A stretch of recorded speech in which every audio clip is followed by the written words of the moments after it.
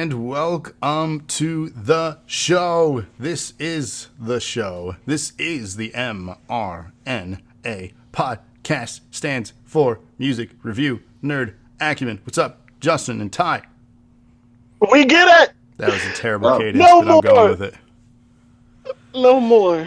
So first off, I want to thank Ty for this episode. You did select us to review this. And you're welcome. I gotta say that this was something that I was looking forward to watching anyways. So this was a pleasant pick. So thank you for that. I fully assume the same for Justin. You were looking forward to it. Already watched. Oh, you'd already watched it when it was selected. By the time this was announced. Dang, you were already prepared. I just had that funny feeling. You got a lot of funny feelings. You know, sometimes I pleasantly pick things purposely. You do. It worked out. So for those that don't know, this is Inside by Bo Burnham. Technically, this is still music. Thank you for the host, Batman. So it is still music. It is comedy music. He's one of the rare comedians that use music for their art and performances, and it's one of the reasons that I was initially drawn to him almost a decade ago now, which is hard to think about that it's been that long since his first special. Hey, Travis, real quick. Yes, sir. Are you presenting video? I am not presenting to you. Do you want me to? Okay. Yeah, if you could as well. Let me do that because then I have to just... You're throwing me off, man. Am I? See, now I'm getting double on myself, so I gotta fix that. So welcome to being on air with DNA. Just makes a cool effect, if anything. It does. It's an easy fix, so there you go. Now you're fixed. Perfect. So for those that don't know, obviously the better half here of the podcast is Justin, and then we have special guest on this one who did pick this one again. Welcome, Ty, to the show. I believe you're our first guest, I think. It's always been just Justin and I so far. And what better first guest than me? We should have gotten a picture of you to have been sitting on the sofa. That's true. Or I could have got like a cutout of my car. That's that true. would have been funny. Next time, we'll have to do that. My creator wrestler just sitting on the couch. Like that could have been. Hold on. Say that again. Huh? Say your joke again. What joke? Moving on. You're trying too hard, Travis. That's what I do best, damn it. That's what I do best. I do have a joke, though, if you would like to hear. That's right. You did say you wanted to share a joke with us. It is something that you were looking forward to. So we'll get that out of the way, and then we'll begin our show. So I quit my job as a fountain drink attendant. Do you want to know why? Why? It was soda pressing.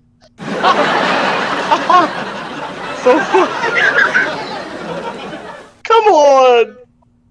Yikes. Come on! Yikes. It was soda pressing. Soda pressing? Come on. Anyway. Someone liked it. Someone liked it. I guarantee you someone did. Good Lord. I don't know. Now for the content, Tosh. Is that a good segue? So for those that don't know, this is the 2021 Netflix special, Inside by Bo Burnham. It is a comedy special, his third? Or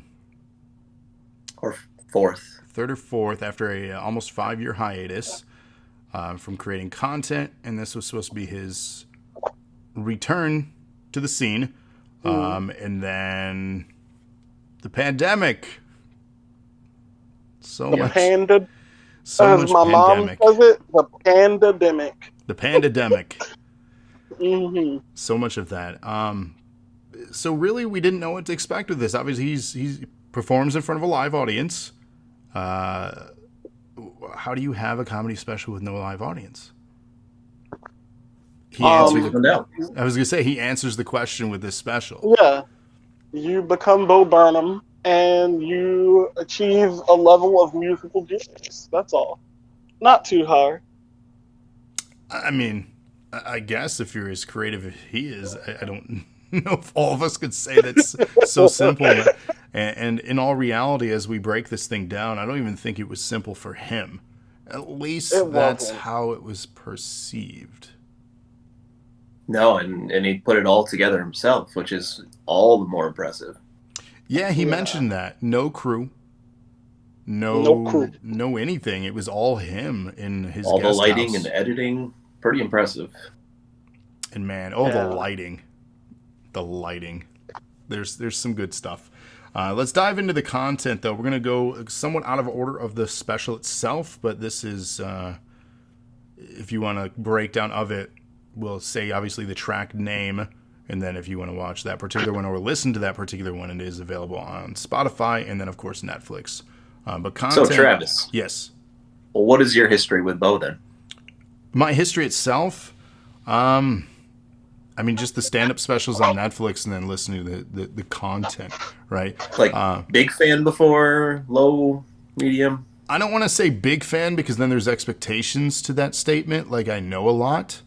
I would say I am a fan with really no... I put an asterisk on the statement.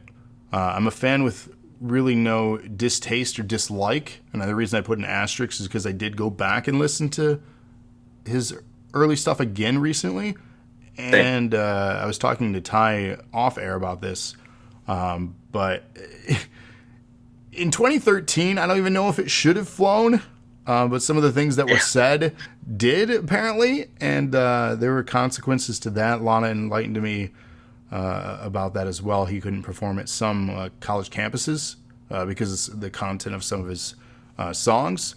I won't dive too deep into it, but it's one of those things that is, from my understanding, a straight white male should not say. But again, maybe that's me. I found it offensive. It's not stuff that I would say, so I'm not going to say it here. Well, as what I would call a societal double whammy, gay and black.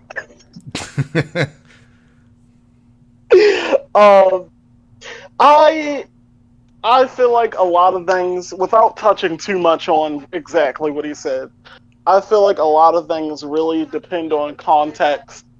And if you really listen to his songs, well, in some of the instances where he said these words, if you really listen to the songs, he's really not on the bad side of most of the topics he brings up.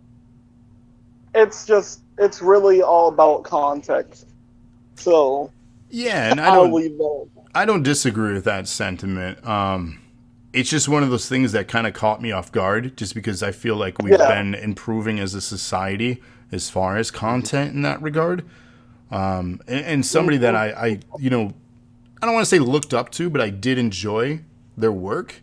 I had forgotten about that, and it's that in itself, I guess, is privilege because it relates but doesn't relate to me. Like, it's not offending me directly, so I'm not going to carry that, that weight. That's not really something you would have to worry about. Exactly, and that is privilege. Yeah. And that's why it was like, oh, damn. And I feel we're more conscious or cognitive of the things we're doing and saying now. Hopefully we've made strides and improvements in 2021. But, like, it's... those things ring in my ears now, whereas maybe I would have brushed them off many years ago much easier. Right. Especially if you're just well, even if you're of our age, with how do I put this? How easily we said certain things but didn't mean the things in the way they are in our childhood growing up. If you're of the age group of him and I, being Justin and I know, Ty, you're a little bit younger than us, you're a generation after. A little bit.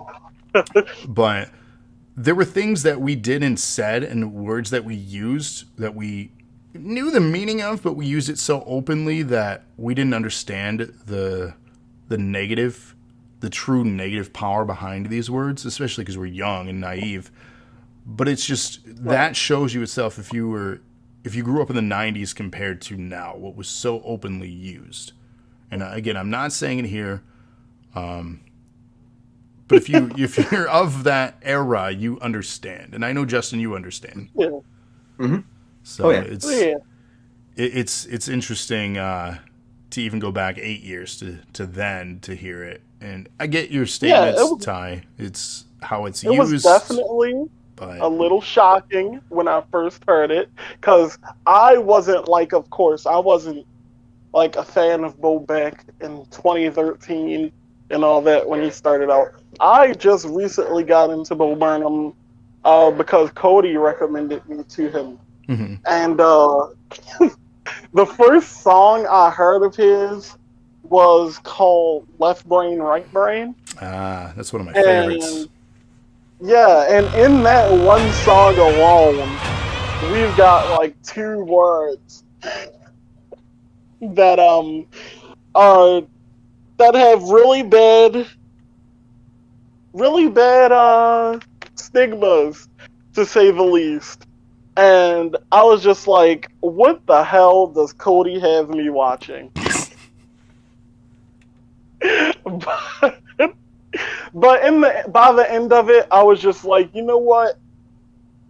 I don't hate it. I'm going to give this guy's content as a whole a chance. And after that, I was pretty much the way I am now. A pretty big fan. Maybe one day I'll be in air conditioner. Laugh track, please. Huh? You got it. They Hi, laugh Cody. You're covering it on your own. You're good. So Justin, what's your history then? I know we've discussed him before. We've talked about his stuff, but for those listening that don't know. Yeah, so for me, Bo Burnham, I'm big into stand-up comedy. And there's a lot of stand-up comedians that I like, and Bo Burnham wasn't really near the top of that list. He was just he's all right. He's okay. I like his stuff. His songs are very hit or miss for me. Just from his previous records, I was just like, okay, that song's like great. It's funny a little bit on religion, or this song, I'm like, ooh, some of the stuff you're saying, like you said, 8 years ago. I don't know how you were saying that 8 years ago, and it's definitely problematic. But anyway, so I was never a huge fan. Like I said, I liked a few songs here and there. There are songs that I love of his prior to this special, like "Art Is Dead." That is such a good song. Like, it's such a funny, not funny song with a really sad meaning behind it, just about how selfish he is and how he wants all this attention. And that's why people get into art. But it's a whole, he has a good way of doing that with his songs, where he tells a story and he's relating to something and also making it funny at the same time, and you're getting some meaning out of it. So yeah, obviously we'll discuss more of what's inside, but going into this, I didn't know what to expect, just because some of his other stuff was so hit or miss for me. Well, I mean, he was 22 on that first special. Right. Here's the thing, and no offense, Ty, but at that age, your maturity level, not just your behavior, but your understanding and concepts of the world, you don't know anything yet. You think you do.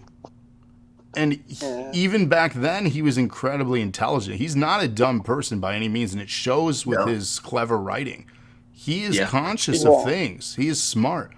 But I preface that because we witness a lot of growth heading into this album.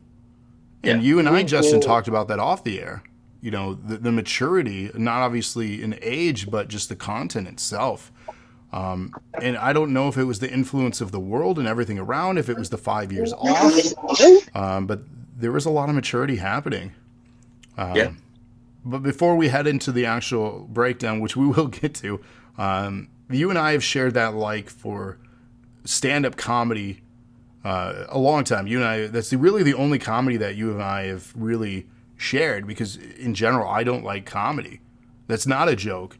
The only comedy I like is stand-up, and I don't know why. I don't know if it's just because comedy films themselves are so contrived, but there's just something special about a stand-up special, pun intended, I guess there, that makes it fun and unique. So that's why I like stand-up. But if I had my preference, I'm a lazy person, I would prefer sit-down comedy. Yeah, I know you played the laugh track. I did. I know you did it, and you should be hanging your head in shame right now. Nope, no shame in my game. Let's do our predictions real quick. Out of 10, let's both predict what Ty is going to give it. I'm going to say the whole album as a whole. As a whole. Okay. I'm going to say he's going to give it a 9. I'm also going to go with a 9 for Ty. All right, for Justin, what do we think? Justin, this isn't fair. You know Justin more than I do. Here. That's Justin. I'm gonna go with a nice 8. Okay, I'm gonna go with a 9 as well for Justin. All right. And then, all right, what do we predict for Travis? I feel like Travis is gonna give it a 9 as well. I feel like it's just gonna be 9s across the board. I feel like Travis is a very critical person. So, you say predictable? No, critical. No. Critical. Oh, critical. I thought you said predictable. It's like, I'm quite the opposite, I feel. No. Critical, you're spot on. I'm a critic. I think the best score you've given is like a 7. So I'm gonna say you're gonna go for an 8 on this one. All right, fair enough. Let's find out, and let's break down Bo Burnham Inside with content. Where do we even begin with the content? Obviously, I don't even know how to begin. Lyrically, it's clever. Yeah. It's force-feeding content with clever notes. The standout line, I'm looking at the lyrics again. He says, "Daddy made you your favorite. Open wide. Here comes the content. It's a beautiful day to stay inside." Yeah. That was my favorite line of the whole series. It threw me off guard because it takes a left turn in the lyrics there. He goes from being silly to super silly.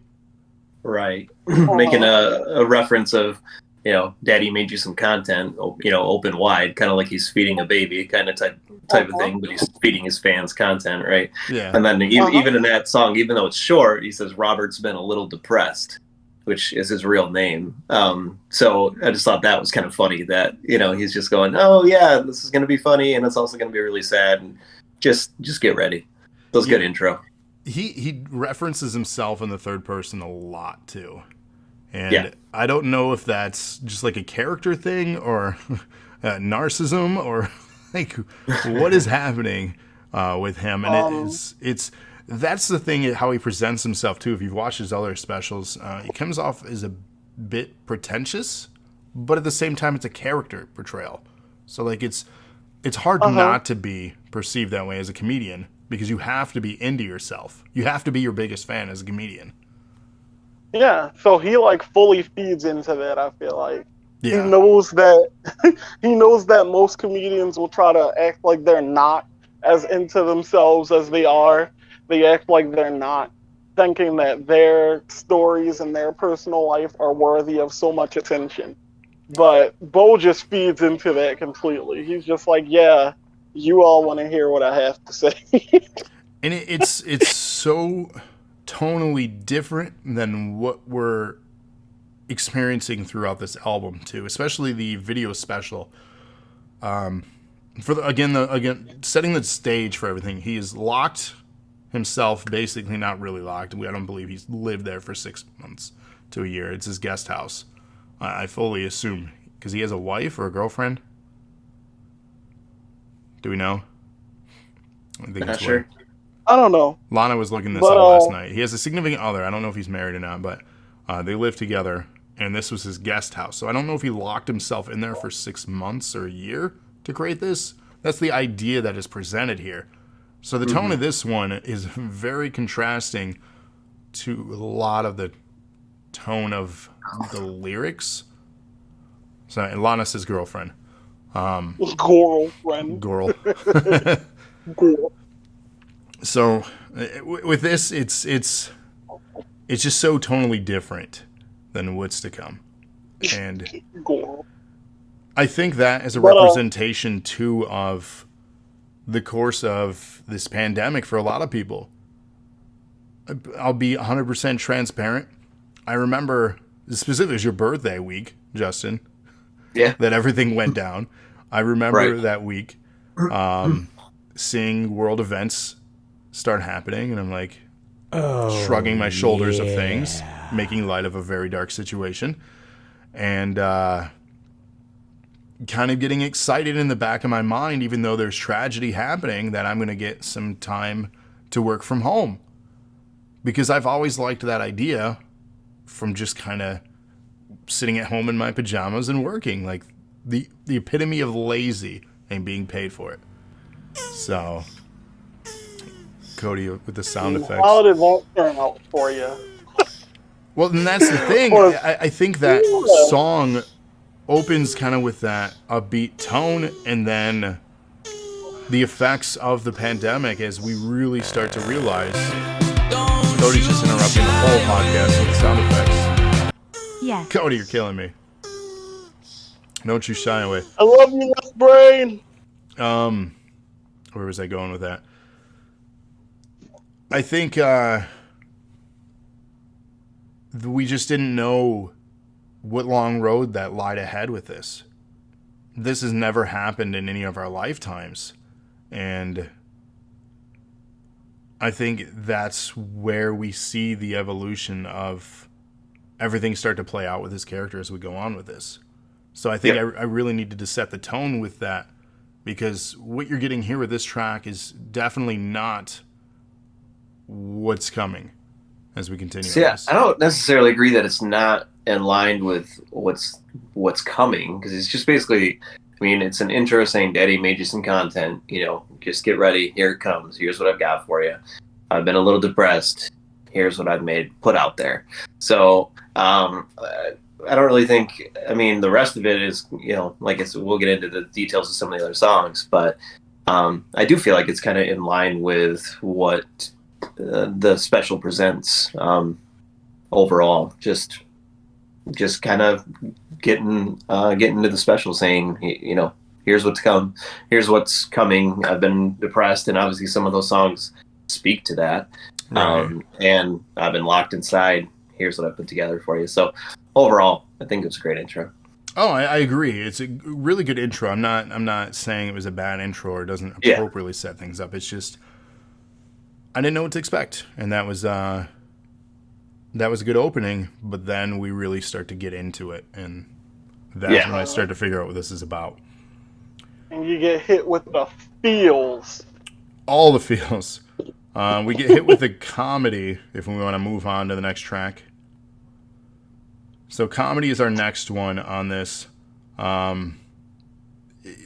He really gets real, and that's the first thing. As you mentioned, he's talked about worldly things. He's talked about politics. He's talked about religion. And he gets right into it. He doesn't waste any time. In this particular track, comedy, he opens up with the line, "The world is changing. The planet's heating up. What the fuck is going on?" Fantastic question. That's the best way to describe it. What is going on? We know why. It's a rhetorical, but it doesn't have to be this way. And then he has, laughter, almost maniacal about everything. So you just start to see the dive in the character.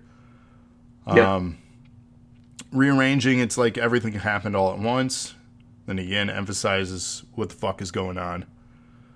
The war, the drought, people rising in the streets. The more I look over, the more I see nothing to joke about. Is comedy over? So he's questioning his job, basically, right? And that's his role or role in this world, or he feels how he is supposed to be.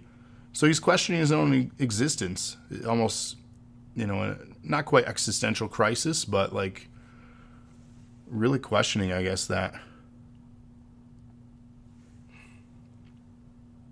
But with that, the pre-chorus, he wants to help leave the world better than he found it.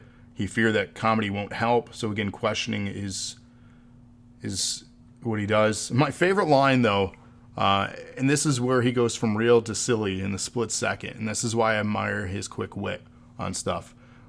Should I stop trying to be funny? Should I give away my money? No.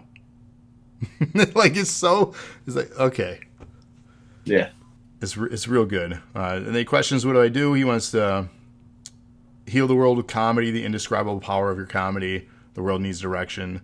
Then again, with the slapstick from a white guy like me. Bingo. So, what do you guys think of this? I don't want to break down every single line of the song, but just to kind of give you an example of the theme here.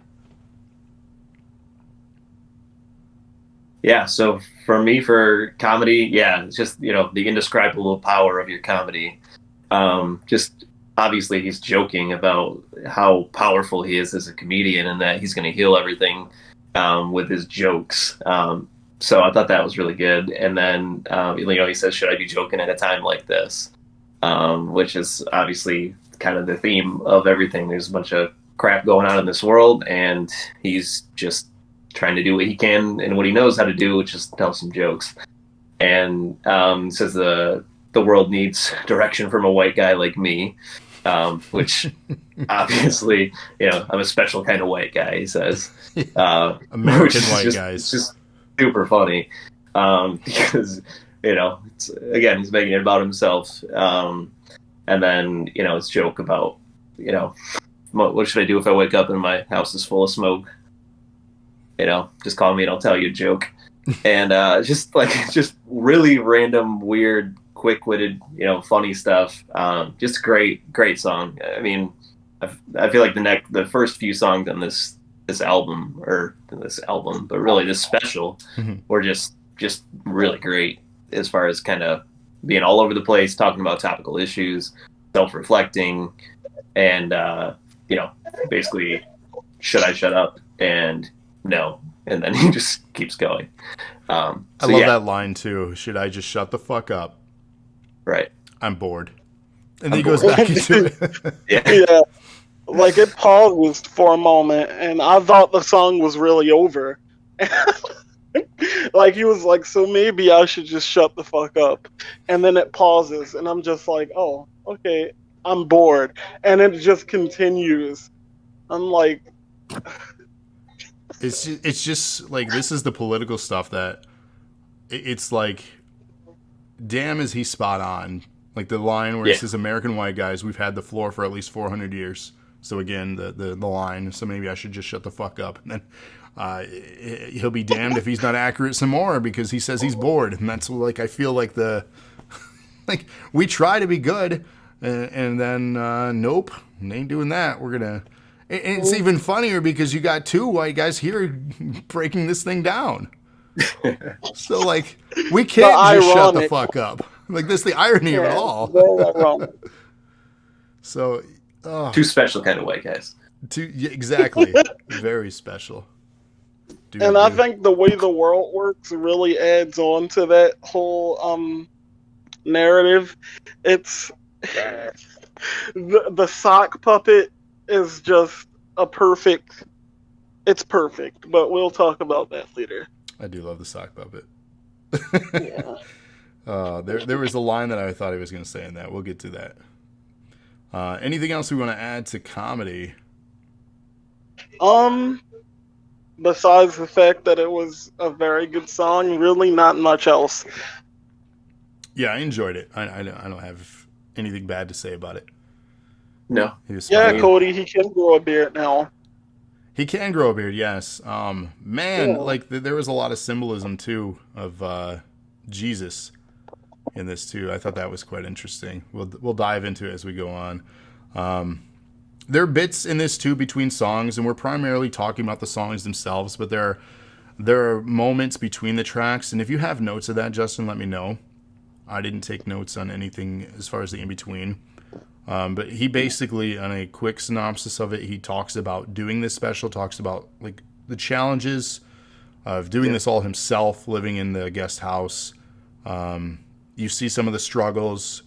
You see some of those moments of self-doubt, reflection, mental breakdown, anguish, depression, and real suicidal thoughts. And if it's Godzilla. Thank you for the host rated. And if you're listening to this now, you ever have that, please seek help. There is the suicide hotline. There are people in this world, and this is being real. There are people in this world, unlike what he says, that actually do love you. He makes a joke about that, and he says, maybe they don't love you. But in reality, it's a serious issue. Don't make light of it. And then definitely, if you need help, FaceTime with your mom tonight is the next track here. What a segue! It's the best I had. I didn't have any other segues. What a segue! I tried. If you're feeling like you want to go, instead, FaceTime with your mom. Exactly. It's the best I had to go into the next track without driving that point down deeper. No submitting Sudoku. And I think that was kind of like the thing too, like not out of boredom, but just kind of having social engagement, right? A lot of us have been locked down. This right here is for a lot of us the only engagement that we've got during this. Some of us have gotten out and gotten to go do things. The vaccine, obviously, if you support that, which you should, has helped out a great deal. So, but for those that don't, I don't know, but still. Cody. What? That is a very good quote. You threw in direct shade right now? No, but the quote Cody said, it's the special. Bo says, if I could kill myself for 10 years, absolutely, but you can't do that. So just don't. Yeah. Yeah, so just don't. And I think that's the part that we should take out of Yeah, just don't, kids. Just don't. Just don't. So FaceTime with my mom tonight starts off with the chorus of the song itself. Pour me a drink, clear my schedule. I'm a FaceTime with my mom tonight. Night. Could I just add to this? Yeah. That before I got into Bo Burnham, Cody said he was going to FaceTime with his mom. And I thought he was being serious because I didn't know about the song. So it was just like, yeah, I'm going to FaceTime with my mom tonight. And I was like, that is so cute. Oh my God. And then when I got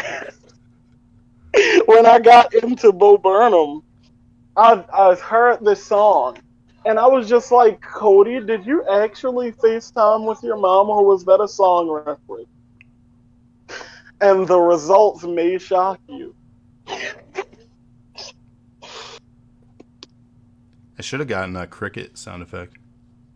Yeah, I was rooting for wholesome mommy son time, but it was a song reference. And I was a little heartbroken. But anyway. Maybe he does. You don't know. But he was trying I to don't be know. I don't know if he FaceTimed with mom all the time. I don't know. This is a fun song, though. He makes relatable. He makes a lot of points of that generation not being so tech savvy and his annoyance to it, which I found funny. Then he also gets really dark and deep with the apparent relationship with his father.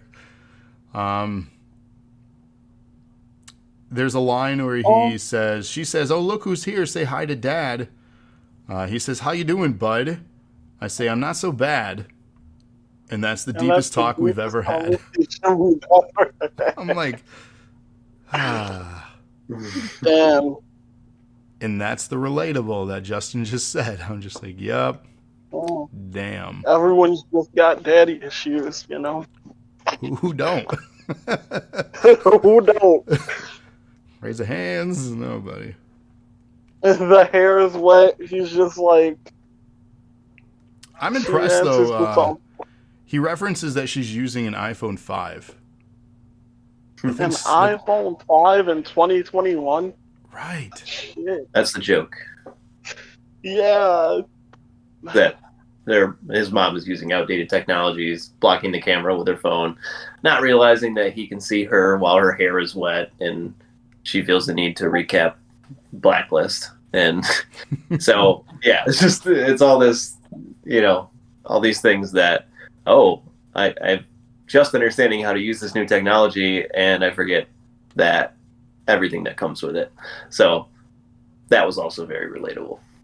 And the ending going on and on and on in his frustration with the Netflix video special of it, where you had mentioned covering her camera with her thumb. Yeah. I mean, ain't that the truth? I've had so many conversations with my in-laws when they FaceTime my children, where we have to tell them how to unlock the rotation. You know what I'm talking about? Yeah, I know exactly what And then you're flipping talking the about. camera or unpausing it Or not being 5 inches away from your face. yeah. Like I don't need to see up your nose. Yeah, I So, feel like that was actually one of the darker songs because once you think about it, it's like more frustration with himself about how he's getting so angry at someone he cares so much about over like technology. It's just like, well, yeah, it's that disconnect from our generation to theirs though too. Like we're gonna see it too with the next generation for those that have kids. They're gonna be more savvy than we will tech be savvy, with yeah. current technology. So it's like, Trevor, stop iPhone and Android war baiting in the comments. oh jeez, let's figure this out real quick. Justin, you have an iPhone. Ty, what do you have? I have an Android. Oh God, why did we have you on? That explains why he doesn't have video going. Listen, Pretty okay, ancient listen, stuff, right? okay. I know you see all the editing I do, and It's my true. Android Mac? serves me well Fair enough. on Fair just enough. an Android, and it's pretty outdated too. It's not like I have like one of those new Galaxy. Oh 21s. no, this is pretty outdated, Yeah, but it people still make fun of gets the the job iPhone. We're done. on 12. Y'all are on 21. Get out of here. 21. Yeah. See, I wouldn't know. I'm not rich. Well, I'm not. I don't have a Galaxy 21. Yeah, I'm not rich enough for that. Yeah, we're an audience divided, Cody. Cody's talking about it in chat right now. PlayStation, Androids. Ugh. Yeah, we're an audience or community divided. It's fine. I don't think PlayStation and Androids are on the same side of the battle here. I feel like more people that have iPhones have PlayStation because both of them have that superiority complex. They're just like, no, if you're playing on Xbox or you have an Android, you're either broke or you just have bad taste in technology.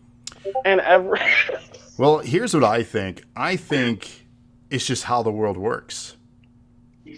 oh god, that's such a good song too. Excuse the loud ass dirt bike that is passing me by. I'm getting the look because you got to admit that's a good segue. I shouldn't have acknowledged it because It it was. doesn't It make it wasn't as good bad. because I've acknowledged it.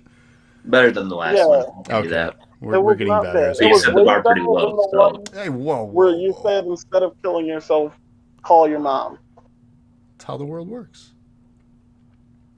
Any other thoughts on FaceTime before we move on? nope. No, Okay. How the World Works is the next track. He basically sings a song for children about how the world works. Sock puppet Socko, and I'm like, uh-oh, WWE, Mr. Socko. You got a lawsuit coming. But it's just Socko. I don't know if that's trademarked. The sock puppet begins criticizing capitalism and genocide, among other things. my So, favorite line though is when he is introduced and he's just like, I'm where I always am when I'm not on your hand, in a frightening liminal space between realms of existence. Not quite dead, not quite alive. It's similar to a constant state of sleep paralysis. That is one of my favorite lines from the whole special. Yeah. It's so like that's such a small part of the special when really it's such a clever way of thinking about just somebody using a sock puppet. It could have nothing to do with the song or anything that's being said in the song, but like what a way to introduce like somebody who does ventriloquism or sock puppets. I was just like, that is such a good line. But let me just say, as I'm being attacked by the King family in the Twitch chat right now, I am not wrong. I just have an opinion that is different from you guys's. Okay? I'm confused. Cody's going on about being subservient because of what the sock puppet says. Oh, because when in the end, when he's like, yes, sir. That's better. So here's the thing, too, about his use of things like a sock puppet or an android or like a robotic voice. These are often the time periods where he gets away with his more offensive or like subjective content matter. He did that in the one that we talked about earlier, his first special, where he had offensive language said. He said one of the things, but the android, the lady voice, had said other things during that special. And then he gets away with it here by the use of the sock puppet by creating more controversial subject matter into play. So I don't know if it's not an excuse by any means, but it's like how he finds himself allowed to speak on some of these things. So curious then, with that, what are you saying that the sock puppet said that he shouldn't be saying? I'm not saying nothing that shouldn't be said, but there's always the finger pointing in general when anything subjective is brought up. Great example here is tonight's chat. We brought up iPhone and people got up in arms. Yep. And that's so simple. You talk about religion, politics, world event, anything, then people are going to get a little bit more heated than PlayStation versus Xbox, even though people get heated about that. Yeah. So, which is really pointless, might I just add. Well, of course it is. Everything is subjective, just like a review tonight. This is our opinion. We are not right. We are not wrong. It's just our opinion. And the only people that ever get anything out of such wars like the iPhone and the Android thing are the people that make either of those phones. So it's really pointless. Well, yeah, the companies win because then it's free marketing. Yeah. So. Yeah. So yeah, he has an intro. It's like a kid's show, sock puppet. Today we're going to learn about the world. And then he goes into a fun, upbeat kids song, something that you shouldn't play for your kids, but maybe you can. Who knows? Do you want to teach them today or do you want to teach them later? It's up to you. It says the world around us is pretty amazing, but how does it work? It's pretty complicated. The secret is the world can only work when everything works together. So he describes things like bees drinking from flower, leaves with the pollen, squirrel on the tree spreads the seeds that have fallen. Everything works together, so everything's happy. Yay, yay, yay. And then the sock puppet comes in. Exactly. You had described the intro to the sock puppet, and that's where everything kind of gets real. Sacco says the simple narrative taught in every history class is demonstrably false and how do you say that? Pedagogically classes. So there's a typo here in my thing. That's why I couldn't say it right. Did you know the world was built with blood, genocide, exploitation, global network of capital essentially functions to separate the worker from the means of production, and the FBI killed Martin Luther King. Just throwing out all kinds of stuff in this verse here. But it's like, You know, it's one of those moments. Where did that all come from? But it's true. Right, and that's the thing. It's like, all right, you're not wrong, but then we build back into the pre-chorus where they're all singing together again, happy. Like the tone of this song is one of those just. It gets really real, but it's so happy and friendly and inviting, but it's so upbeat, real, but so bad at the same time. They break down to an interlude where they basically describe this as all being pretty intense after talking about the genocide of the natives. They want to know what they can do to help and read a book or something. I don't know. Just don't burden me with the responsibility of educating you. That's a huge topic in itself. Properly educating our children in schools of the history of the world. And then he just goes, "I'm sorry, Sako. I was just trying to become a better person." And then Sako just fucking goes off on him. He does. He says, "I was just trying to become a better person. Why do you rich fucking white people insist on seeing every socio-political conflict through a myopic lens of your own self-actualization? This isn't about you, so either get with it or get out of the fucking way." I'm like, again, not wrong. That's one of those things that just quiets a whole place. It's just quiet and everyone's just looking at each other. Oh yeah, there's not even birds chirping after that one. You could just hear a pin drop after that. And it's just like, well, the truth has been spoken. It has. And the rebuttal is, watch your mouth, buddy. Remember whose hand here. Who's on whose hand here, he says. But that's what I've... Haven't you been listening? Then he interrupts and they keep going in. We are entrenched in a way that... So, Ty, are you going to behave yourself? Yes. See, that's when they go. I'm getting the head shake from Justin. We won't do this segment. But that's basically what it goes into. And then Ty's favorite line to Cody, apparently, is said. Because that's how the world works. Yeah, sir. I know you got notes, Justin. It hurt. Yeah, no, it's like you said, it starts off kid song, all, talking about butterflies and chirps and seeds and, and then all of a sudden it goes dark. Yeah, good commentary on class, on race, conspiracy theories, just kind of got everything in the mix. And yeah, just the line that stuck out to me was, just don't burden me with the task of educating you. Which is so great. Such a great line to say, like, because there are people who have these social issues that come up and they go, let me ask somebody who that issue affects and how I can help them and, whatever. And then you're burdening that person with telling you how to make yourself a better person. So it's a very funny way of getting that message across by using a sock puppet talking about control and how the rich control the poor and how classes are divided and how the world works. So it's just a brilliant song overall. I want to know his creative writing process.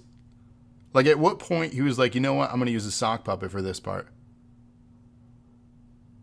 Because obviously, I think some things just come to you naturally. Well, of course, but like, there's got to be that epiphany moment where you're in the writing process, because all these thoughts are on his mind. Obviously, this isn't something he just thought of one day. These are pressing concerns, some way more importance in their lives on these things than others. But it's like he had a moment where he's like, I'm using a sock puppet.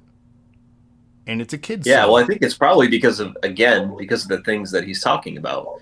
I mean, if he's by himself, he's trying to convey two different sides of a story. And the only way for him to do that would be to use some sort of prop. And, if he were to use a black sock or a brown sock instead of the white sock, that would be a whole other discussion too. So again, I think everything that he does is well thought out, so he can talk about those things without making it completely obvious what he's trying to say. unless you're actually listening and interpreting the lyrics. Well, his attention to detail with everything he does, and it's even with his little set pieces, he's confined to this guest house. Yeah. But his attention to detail with not only lighting effects, but just his placement of things in that room. This again is with the sock, like you said, attention to detail of what kind of sock, what color of the sock. Right. That was a black sock. We'd be having a totally different discussion right now. Right. And these are all important aspects of attention to detail on his delivery of things. So that's so interesting. You know what? I never even thought about that. That never even crossed my mind. I mean, that's good. I guess you're not prejudicing in socks. Yeah. I don't think I like the sock puppet too. Everyone's just like, wait, you might be onto something there, because who knows what message that might have given off. He really is a genius, Cody. He really is. He's a genius. You don't know who else is a genius? Who else you is are. Me? You are, Cody. No, not you, Cody. I'm like, what the? I can't give you anything, Ty. I've already given you a guest spot. There's nothing more I can give you. Don't kiss up the host. He doesn't even want to talk to you. He wants to talk to Cody. Apparently we should have Cody on. Jeez. You're welcome, Cody. Good Lord. I did ask Cody to come, but he said he would be busy. He is busy. He's busy on Instagram. He's been checking out a white woman's Instagram. Don't say that. I think his wife is listening. Who says it's not hers? Is she not a white woman? You don't know that. Does she not have an Instagram? And I do know that. Why wouldn't I? You don't know. I don't know. You don't know. Oh my God. You're killing my segue. You're killing it. That was the purpose. I have broken your segue. You're welcome. Thanks. Walk it out. Thanks. Apparently she hates Bo, is what Cody said. But let's talk about the white girl's Instagram. White woman's Instagram, excuse me. This one blew me away, to be honest. It's so funny, honestly, because I've actually seen every last type of post he references. That's why it blew me away. I'm pretty, like, even though I'm aging, I still feel I keep up with a lot of trends. Not that I do such trends myself. I don't have a white woman's Instagram. But are you sure? We're pretty close to one. Latte foam art. Tiny pumpkin. It's true. But I'm aware of things that are trending and things that are, so I myself have seen a lot of these things that he's portraying in real life, just obviously just mindlessly scrolling through the internet. But damn, like, it's again a moment of brilliance in this track. Yeah. Mm-hmm. And like the lyrics are literally just describing just the pictures that are being posted, or like the short video clips that people are trying to do to, and you and you wouldn't see this in anybody else's Instagram. You would literally only see these kind of things in a white woman's Instagram. I hate to pull out the stereotype, but nobody's doing these things except a white woman. And this is one where if you watch the special rather than listening to the album, it makes it so much better. Just because he's doing all these things that he's talking about, you know, avocado, snow on the ground, golden retrievers. And then, you know, is this heaven? Or is it a white woman's Instagram? But just some of the things that he's doing in the special are things that aren't even lyrically mentioned, but you would see, you know, like him painting and, you know, getting messy with the paint like you would see in a white woman's Instagram. So just really, really funny visual stuff, because you know he had 100 things more that he could have listed in this that would have been so funny, but as he's acting them out while these other lyrics are playing, it just makes it even better. And the editing too. I mean, the editing is spot on in this. For him doing all this stuff himself, like, that's incredible. Like, he It is really a is. threat to the industry when he can prove he can do this himself. For sure. Yeah. Like, yeah, it It took him took a him a long long time. time, Yeah. but But damn. he did it. Right. I would just like to point out that some random cat just approached me. And it is looking at me. What? And I don't know what to say to him. Meow. Meow! He It ran. really meowed at It the cat. ran. Look what you did, Travis. It ran. You It should got scared and it ran. you should offer it latte foam art or tiny pumpkins. Maybe some fuzzy, comfy Maybe. socks.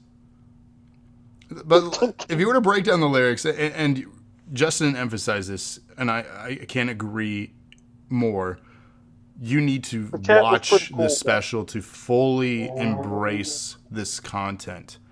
Listening Yeah. to it It back after really, you've already really. watched it is fantastic, but watching it is the experience that you need for this. The amount of work he does, especially for this song. I mean, this one in particular had to have taken Yeah. so long to put Yeah. together. Yeah, just from the different shots and camera angles and the stuff that he needed for props. It was so great, though. It all came together. Fully It's embrace Daddy Bo. I will. I will do that. it's just I can't say any more on it because we're flirting with sexism if we continue our agreement with his content. So, A little bit. and then if we do that, we'll A be little searching bit. for a job. And then if we can't find a job, we'll end up having to be an unpaid intern. You tried so hard with that. So hard. You went way out of the way. I don't think stand up is your calling, Travis. You don't know, No. and I'm sitting down. I told you that already. Yeah, sit down probably isn't your calling it either. It is Amazing. probably Maybe sit calling down laying quality. down. Comedy is my shtick, man. I've been doing it since day one. You just don't laugh because you've heard it all. Right. Or maybe it's because you're sitting down. It's just not delivering right. Oh, we are not going to touch that. Touch what? Not me. Ty, you still with us? He's doing something. No, I just read what Kyra said. Not me. Nope. I'm not taking the bait. Anyone else? So the feedback that we have from this song is that there were so many songs in the past about working class Good jobs. point, Cody. To do comedy, you have to be funny. You do have to be funny. I'm funny, damn it. You need to. But there's not enough songs about the Someone. labor exploitation of unpaid interns. And Justin, have you been an unpaid intern? I have not. So I relate to this one a great deal because I went to school for film and graphic design at a radio, film, and broadcast school, and the whole thing after that is you go do unpaid internships because that's what builds your resume of work and experience. Because after that, you get these great jobs. No, it couldn't be farther from the truth, and it's definitely exploitation. I probably had 15 to 20 unpaid jobs, and you would work 18 hours a day for weeks on end, and they wouldn't even give you gas money half the time. If they offered craft services, which is food, I literally had a lady, when I asked what food was for the night, and this was about 10 hours in, she pulled Ritz crackers out of her purse and gave me Ritz crackers. She says, well, here you go. This is what we got. Like, really? Probably already opened, right? They were already opened. Unacceptable. It is unacceptable, but that's how the film industry supposedly worked, and it probably does. I mean, we see stories all the time about the film industry and how crappy it is. That is how the world And that's how the world works, yeah. But it's true, though. Unpaid internship sucks. There should be no such thing as unpaid internship. Nobody should work for free. If you're hustling out there, you should be paid. And people deserve more. And I think he kind of touches on that in this song a little bit. Yeah, no, I agree. Coffee is free, just like me. Just it's a super quick song, so it's not something that like Short little needs a ditty, full blown discussion on. But it is good. It's a good point. It's quick to the point, just saying, barely people, somehow legal. Great, just a great line right there. It just Yep. gets right to the That point of the sums it issue all being up. an intern. That sums it all up. Yep. And then the cleverness, then his outro. Can you sing it for us, Ty? Huh? The outro of this song. I don't remember the outro. The wada wop pop pop. No. Oh, wada wop wop wada. Thank you. Jeez. Cody says unpaid internships show your passion to employers only if they hire you afterwards. I literally. Yeah, your passion to get ran around to do coffee runs and copy. No, I good did old an printers. internship for 89X Radio for 3 months with the idea that I would get, potentially interviewed. But no, I trained the next person to be the next 3-month intern. And then I realized that's just what they do. Every 3 months, somebody gets their turn. Then they never have to hire anybody. So. That is disgusting. Yeah. He said, I'm going to train you to have the same false hope that I do. Pretty much. And that gave me a pretty bad expectation of everything. Cody says that's standard. And see, that's the problem in itself. That should not be standard. No, I think he was talking to Bullet about his match type with Kenny Omega. I don't know. He was talking about it earlier on internships, though. But we segue out of this track into he's doing, what is it, like a reaction? Yeah, he starts doing a reaction to his own. So speaking on trends, reaction videos are pretty commonplace. You see that for every trending video. Somebody trying to capitalize on a reaction by filming themselves talking about something. I mean, could you imagine the pretentiousness of something like that? Hey, everyone. I figured at this point I would do a reaction to how this discussion / review is going so far. Well, at this point, Ty has gone completely off the rails and has been too complimentary of Cody. And, of course, just thinking everything about this special by Burnham is so funny. Yeah, how the hell? And we've also had way too many facts and backstory and information from Staple Gun here to really stay awake with. This Travis seems to have his hair under control, though. Can we comment on his commentary of our commentary? We should comment on his. He's wearing a hat, which he's hiding. He's not. He's still going. He's probably just staring at me right now, shaking his head. Right. It looks like a more sane Travis. Well, enjoy the rest of this show. Who's Travis? Anyways, thanks for the review on our review happening during our review. That was interesting. That was very nice of him to review us while we review.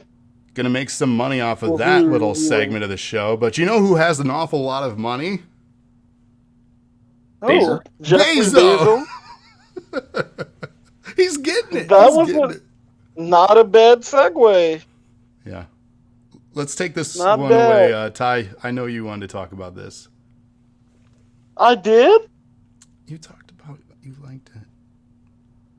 I don't know what they're talking about. Oh, my God. I gave you the setup. Oh, I gave you the chance. You literally talked about this last night. You were talking about Bezos, how you loved it. I did? I think that was rated. Get out of here. Speaking of rated, let's do some direct shade. Rated didn't like this special. Rated, is this true? Yeah. This is an opportunity for chat to give feedback and shame him. Shame away. Rated, you didn't like the special, but you liked the song about a rich billionaire? He said he didn't finish the special, so he was bored. Never finished it. I am disgusted. I'm appalled. I'm revolted. He doesn't have a comedy bone in his body, says Cody. So, damn, question Cody. about this track then. What is the obsession with Brutal. Bezos? I Honestly, didn't get this. Like, I think it's just the fact. I think he's just talking about it because of how much money Amazon has made during the pandemic. So I mean, the whole theme of this thing is being trapped inside, and and how he's going through mental issues, and all these things that he's feeling from being stuck inside his apartment, producing this whole special on his own. And I did think it was funny that when he made the special, he didn't make it for Netflix or Hulu or Amazon Prime or whatever. But when I was listening to it, obviously on Netflix, and seeing the Jeffrey Bezos 2 songs, I just thought it was hilarious. I'm like, no, you wonder why Amazon Prime didn't buy this.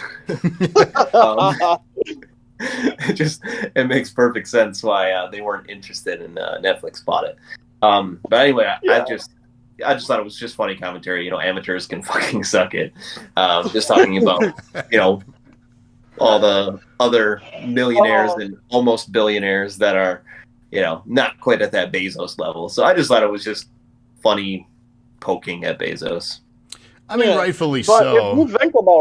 if you think about it, up until this point, what has he been talking about? He's been talking about, like, in the way the world works. He's talking about the corporate elite and all that, and he's talking about people in the position of power trying to make things about them when they're solving problems in the world.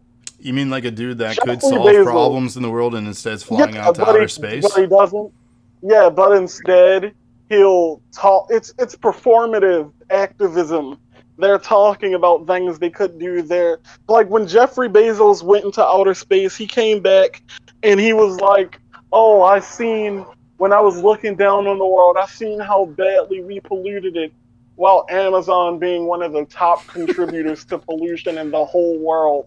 It's just like, these songs do have a place in this stuff. Yeah, I mean, when you put it into that context, it's one of those things where, like, specific product places and things weren't directly addressed, and all of a sudden it was like dart to the bullseye, and it was Bezos. Yeah. So it's like, I get the placement Jeffrey of it. Bezos. It was like, damn, you're going hard on him. So yeah, just out of nowhere. And like Cody said, kill their wives, drink their blood. He got a little out of hand with those. But I get his point. Sort of, I think. Yeah, he went hard, which is a great segue into sexting. No, Took him a second. I think he went a little too hard. No. Okay. That happens sometimes. None of us are perfect. Yeah. Some of us a bit further away than others. 6 feet away, bro. Mm-hmm. Moving on. Sexting marks the 8th track here.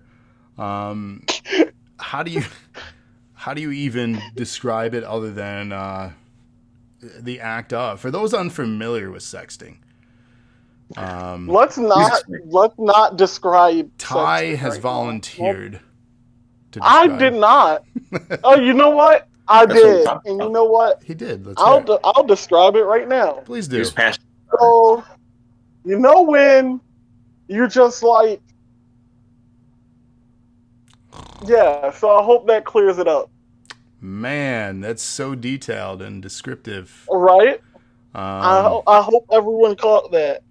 No, they didn't because they were on AT&T. Yeah, maybe. Sorry, that was one of the cringiest lines from the special. That I would say was the AT&T. I was just That's as bad as my humor. Right. That's what it reminded me of. Exactly. Better expectations here. Like, I wonder why I hated that line. Gosh, it makes sense. Expectations of what? Better quality content than what you're getting on this channel on the weekly. Right, or a joke about AT&T. Yeah. It's the next best thing, though. Yeah. So, I mean, this is still obviously relevant to being isolated. Human contact obviously lacking. So obviously, how do you rated communicate with channel. significant others or people in general when you are trying to get your groove Not on? able to physically get to Exactly. them. You digitally get to them. Digits. Digitally. I don't know. This was funny, but this was not one of my favorites on the album. I agree. Why? You got nervous hearing about sex? No, No. it's got funny. It's got funny lines. Like, look, what looks like the baby from Eraserhead. Like, it looks like a baby. Just like hilarious, like bits from it. He sent it and then his phone died. The way, oh god, ow. Yeah, talking dirty like the ancient Egyptians. Like, that's funny. Like, that's a great way of explaining sexting. But otherwise, yeah, it's just kind of a meh song for me on the album. I agree, not one of my favorites. Yeah. It was tonally, I get the placement and the need for this as far as describing all facets of being isolated, but like, Yeah, it's nothing new. Like, I mean, people have talked about sexting for years now. It's not like, oh, this is something that people just started doing, Yeah, and it's not even the most clever way to describe it. So right. So as far as innovative content, like some of the prior stuff, I mean, great stuff leading up to this, and then this was just kind of, all right. Just bare bones. Just bare bones. There's no metaphorical placing here. It's just straight up, we're gonna talk about it. Just bare bone, and then we can say, look who's inside again. Look who's inside of what again? That's the next track. That was my segue. Again, he's just trying to kill it. Yeah. Rated kennel. Kennel rated. Oh. What?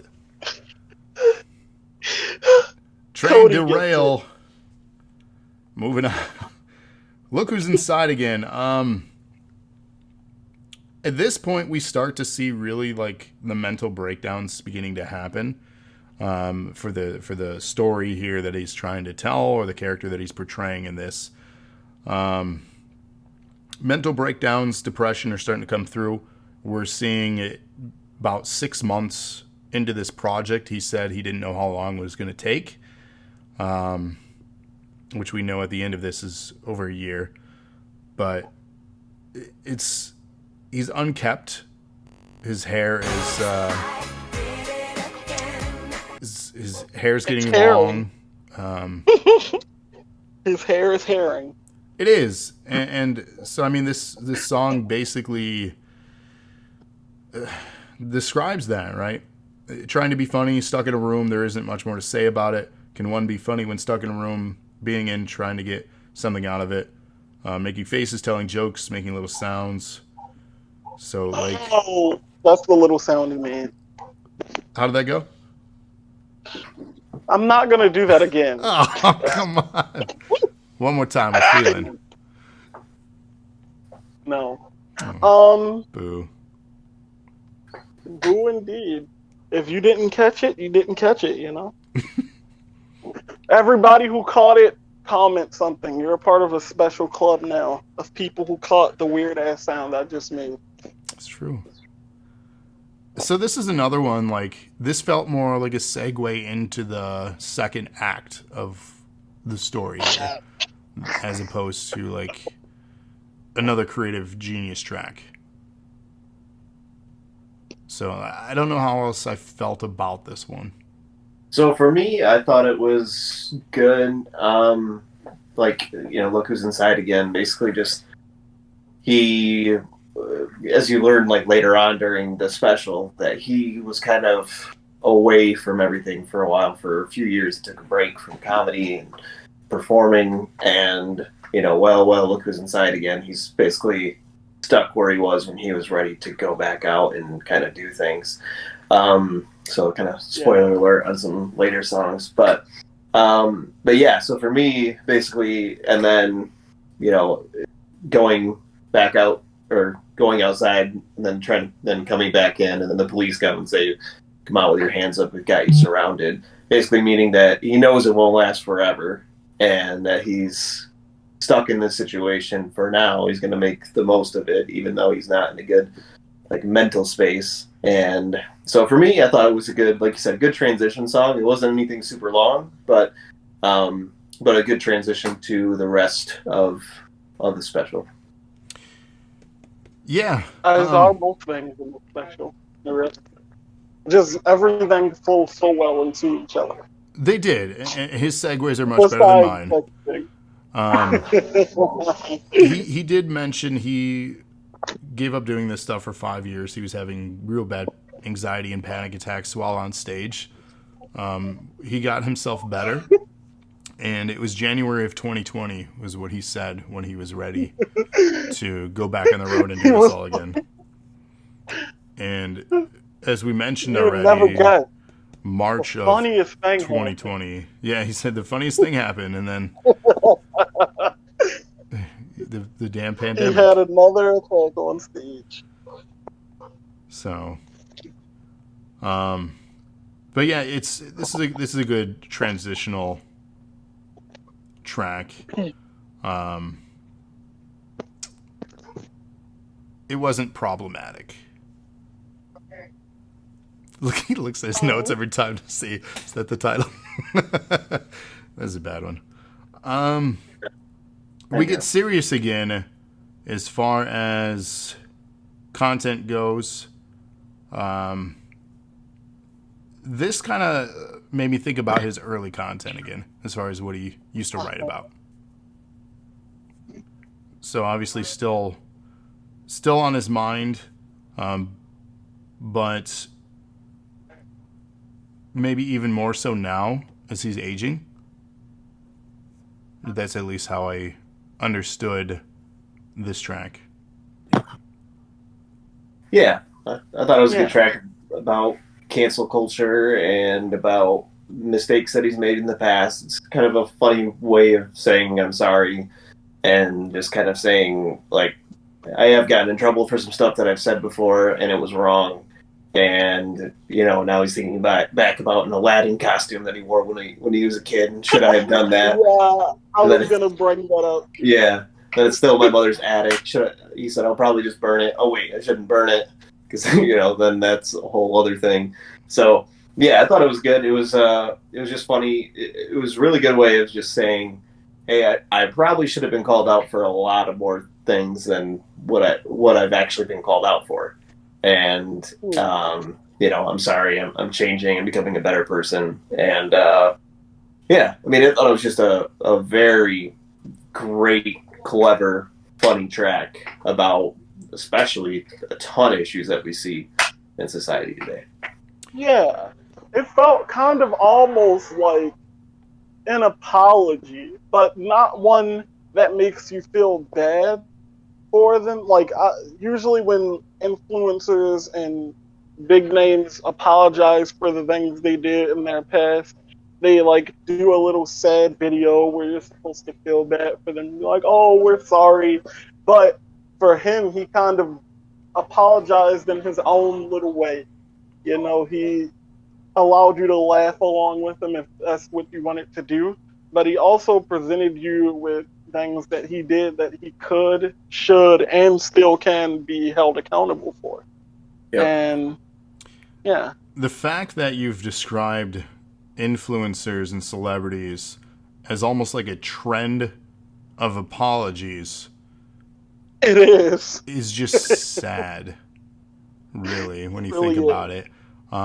We all make mistakes. We all say things that we probably shouldn't have said, but it's just like, it is too prominent and prevalent in today's culture and people of influence, celebrities, athletes, and so on. It's incredible. Even myself, I've been putting out content on the internet for over 15 years now. If I were to sift through all the stuff that I've put out, I'm sure I would have to apologize for something. And it's growth.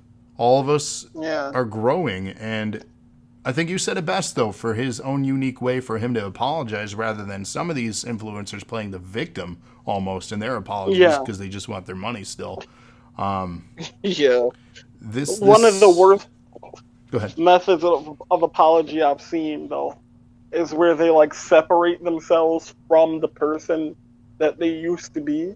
It's just like, yeah, you don't do all the same things you did back then, but that was still you. you, Yeah, I mean, you that in don't itself is an separate interesting yourself.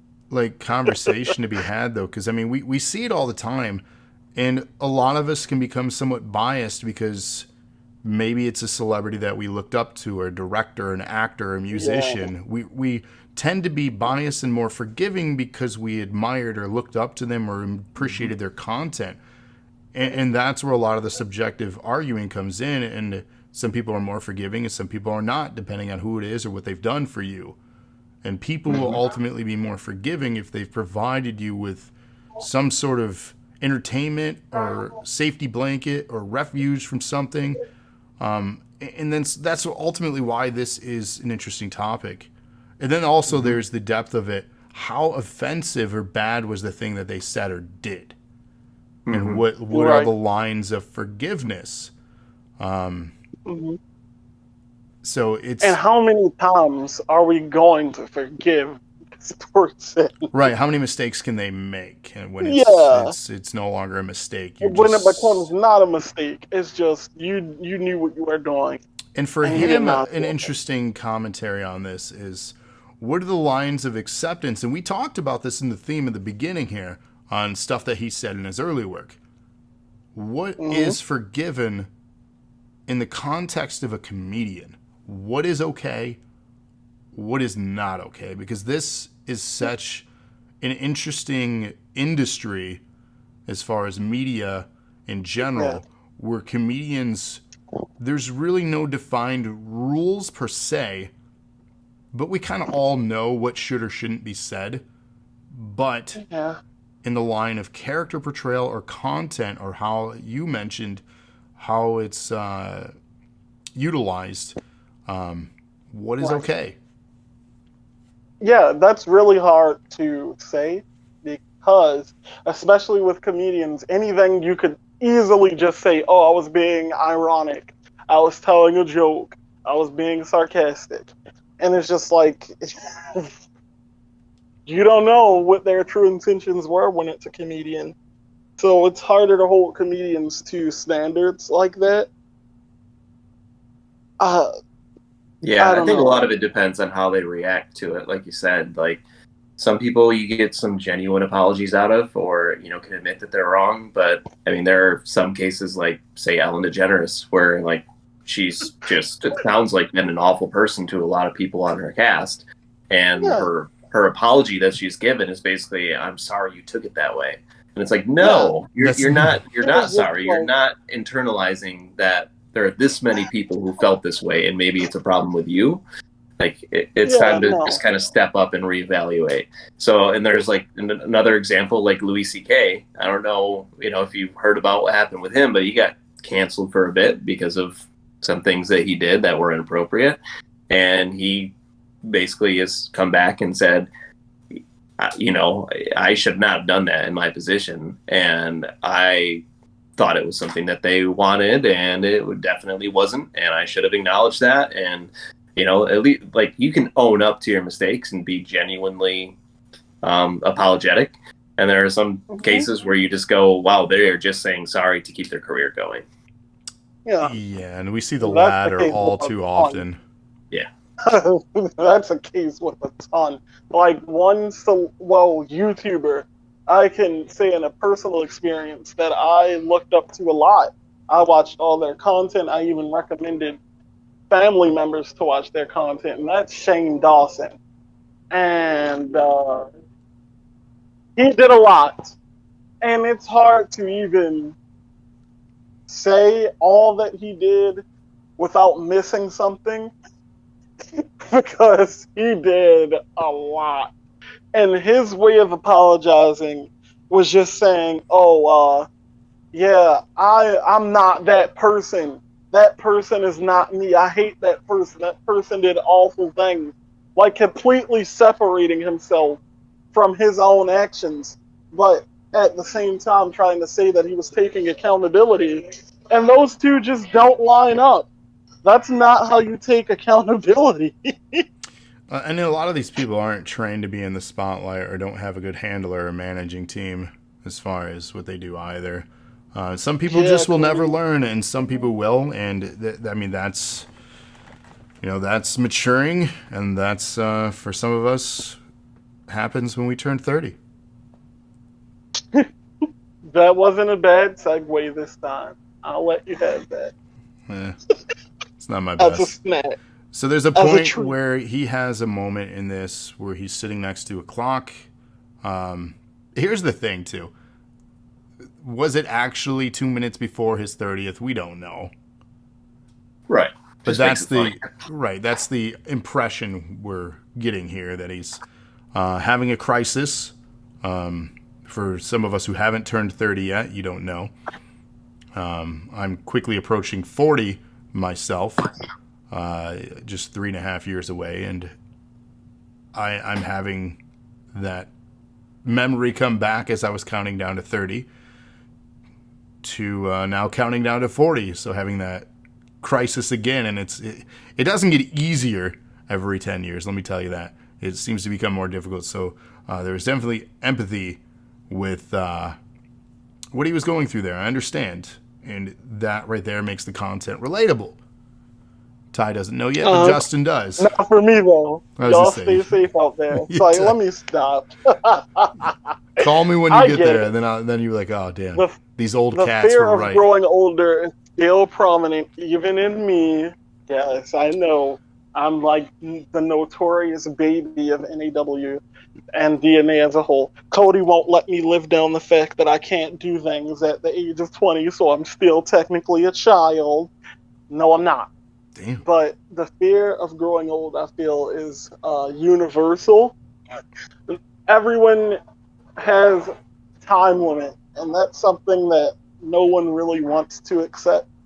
So, and he doesn't here, and he describes that in great detail in this track, and he makes a lot of things that, again, I relate on this track because a lot of us set personal goals for ourselves. We've had personal goals set for us, maybe not directly, but we have expectations from our elders and the elder generation. And that's compared in this song. There are specific lines when he describes his granddad, when he was 27, fought in Vietnam.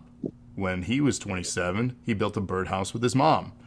And then he's having a crisis. How am I 30? How is this happening?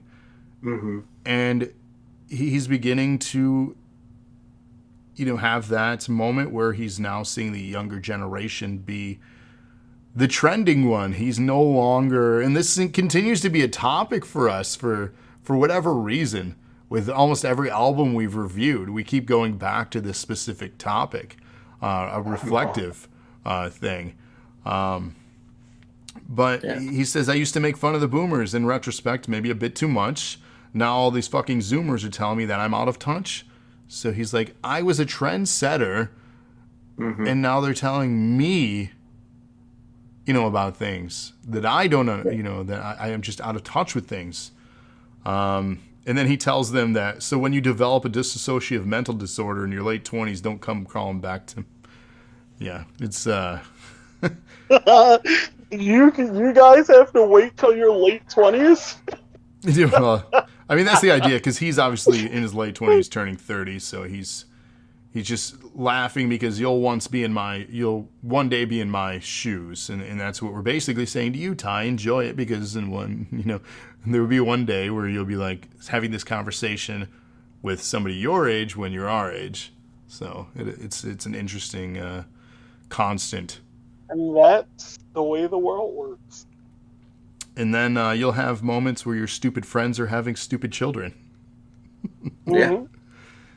That went on for so long. My friend already had children, but they're not stupid. They're my besties. So yeah, I mean, what did you guys think? I thought this was clever. Again, I found it relatable, so of course I was into it more. I I believe it or not, I found it somewhat relatable too, except for the part where he turned 30, because I got like 10 years to wait for that. But it's like 10 years goes by faster than you think. It does. It really does, because I'm 20 now. And I used to be like, what, 12, thinking like, oh, when I'm 20, I'm going to have this and that and this and that. And none of that is the case. Nope. I have not any of my younger self's expectations, except a few, maybe like small tasks. It's Well, just, the thing that doesn't help is generations prior are different than ours, and ours is going to be different than the next. But we impress upon the upcoming generation that this is how it works, when that's not the actuality of the situation. Back in our parents' generations, you didn't have to have two working members of the household. Costs of living were down. Goals and ambition and tuition were much more achievable. Careers were a thing. That is not a current state for a lot of people. And that's why this track is so relatable, because sure, he's successful in his career, but when he were to describe what he does, he feels not good enough, I'd assume, and aging. Because, again, they had all these great accomplishments. Grandpa in Vietnam, fought in the war, did all these, great things. He sings songs that makes people laugh. Like, on paper, that does not sound as great in comparison. Financially speaking, I'm sure he's successful. But is that everything? Sometimes not. So. Mm-hmm. Well, I think you covered pretty much most of that song. Yep. Sorry. I felt relatable to it. It was. No, it was very relatable. And I did like how he kept it, because obviously he released this in 2021. And he's mentioning that he's turning 30 in 2020. He could have easily gone back and edited that song to say 2021. But instead, he just kept it as it is because, during the pandemic, this took a long time for him to make. And he talks about it during the process that it took him, much, much longer than he thought to finish the product. And he was missing his deadlines, which everyone can relate to. I thought I'd have this by this date, or I thought I'd have so much saved by this age. And if you don't hit that mark, then it starts to wear on you and you start to think about it. And clearly, if he's trapped inside and he's thinking about his 30th birthday, he can't really go out and celebrate his accomplishments for turning 30 because he's stuck inside. And he's critiquing older generations while getting critiqued by younger generations. And he just feels kind of, anxious. It seems like he doesn't really know how to feel about turning 30 other than it being sad. And he's realizing that he's becoming one of the boomers he made fun of. Slowly but surely. So yeah, great relatable song. Talk about the cycle of life, man. Cody says we covered everything but saying he's going to kill himself at 40. So yeah, we did bring that up earlier on a little bit. Cover that, Cody. But yeah, no one wants to cover that. No one wants to cover that. No one wants to cover that because they don't want to know. Oh my gosh. That wasn't bad either. You're getting better. Somebody get this man a laugh track or something. Someone's giving you credit. See, I need him more on. Justin gives me zero credit. I just get the You need more of a yes man. It's true. It's true. So yeah, the next one is Don't Want to Know. I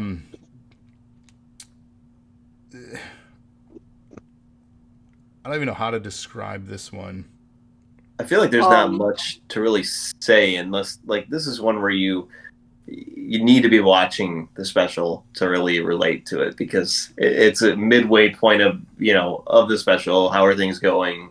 I'm really interested to see if you're liking it, but also I don't want to know. Like I don't really care if you're liking it because I'm putting it out there, and you're probably just looking at your phone, not paying attention to this. But I don't want to know. Just it's just basically kind of a filler song, Yeah. but also very clever because people are just looking at their phone while they're listening to that special or watching that special inside. So I think it's the blessing and curse of a creative. So I think we can all equally say that, you're with me on this podcast. We're putting content out there that people can thumbs up or thumbs down. They can comment on. They can just trash talk us and say anything they want. And we're being vulnerable, putting ourselves out there. But at the same time, we want people to hear this. That's why we're doing this. And but you don't really want to know what they think. We don't want to know really, really what they think. We just want them to go, thumbs up, you did good. Yeah, I definitely get that. Because it kind of reminds me when I first started putting like the little, not to bring NEW into everything, but when I first started putting the little cat smiles promos out there to be on the stream, like I would like almost cringe at my own work. Like whenever my bits came on, I'd turn my volume all the way down. I'd look away from the chat, and then I'd just keep looking back. Like, what did they say? Did they like it? I don't want to know that. Like, I'd turn the chat off, turn it back on, just like, I want to know what you think, but I don't. And that's exactly what it describes on this. Don't pay attention to me, but pay attention. Don't tell me, but watch this. Like, it's the blessing and curse of a creative, I think, or somebody that puts something out there for others. A great segue into shit. No, literally, that's the next track is shit. So. Yeah, pretty much, Cody. I only want to know if it's good. Like, if you have something good to say about it, excellent. Tell me all about it. But if you don't like it, I don't want to know. So, with that being basically what I describe as, like you said, to the halfway point or the break in the show, I would say like the 7th inning stretch, right? We're getting really into the I don't know baseball talk. You recognize that it was baseball talk, so you know enough. I never even said baseball. No. But he knew. But you knew. See? I think he knows more than he's letting on. And he is. Ty secretly likes sports ball. Only part I recognized was innings. That's the only reason I knew it was baseball. But you knew that. That is like... So not all people know that inning is for baseball, quarter, football, period. And basketball. And basketball. Look at that. Look at you guys hockey. giving me more credit than I deserve. See, you know. So how are we feeling out there tonight, chat? I am not feeling good. Bo is not good. So this is something, too, for a lot of us, maybe locked away, maybe isolated.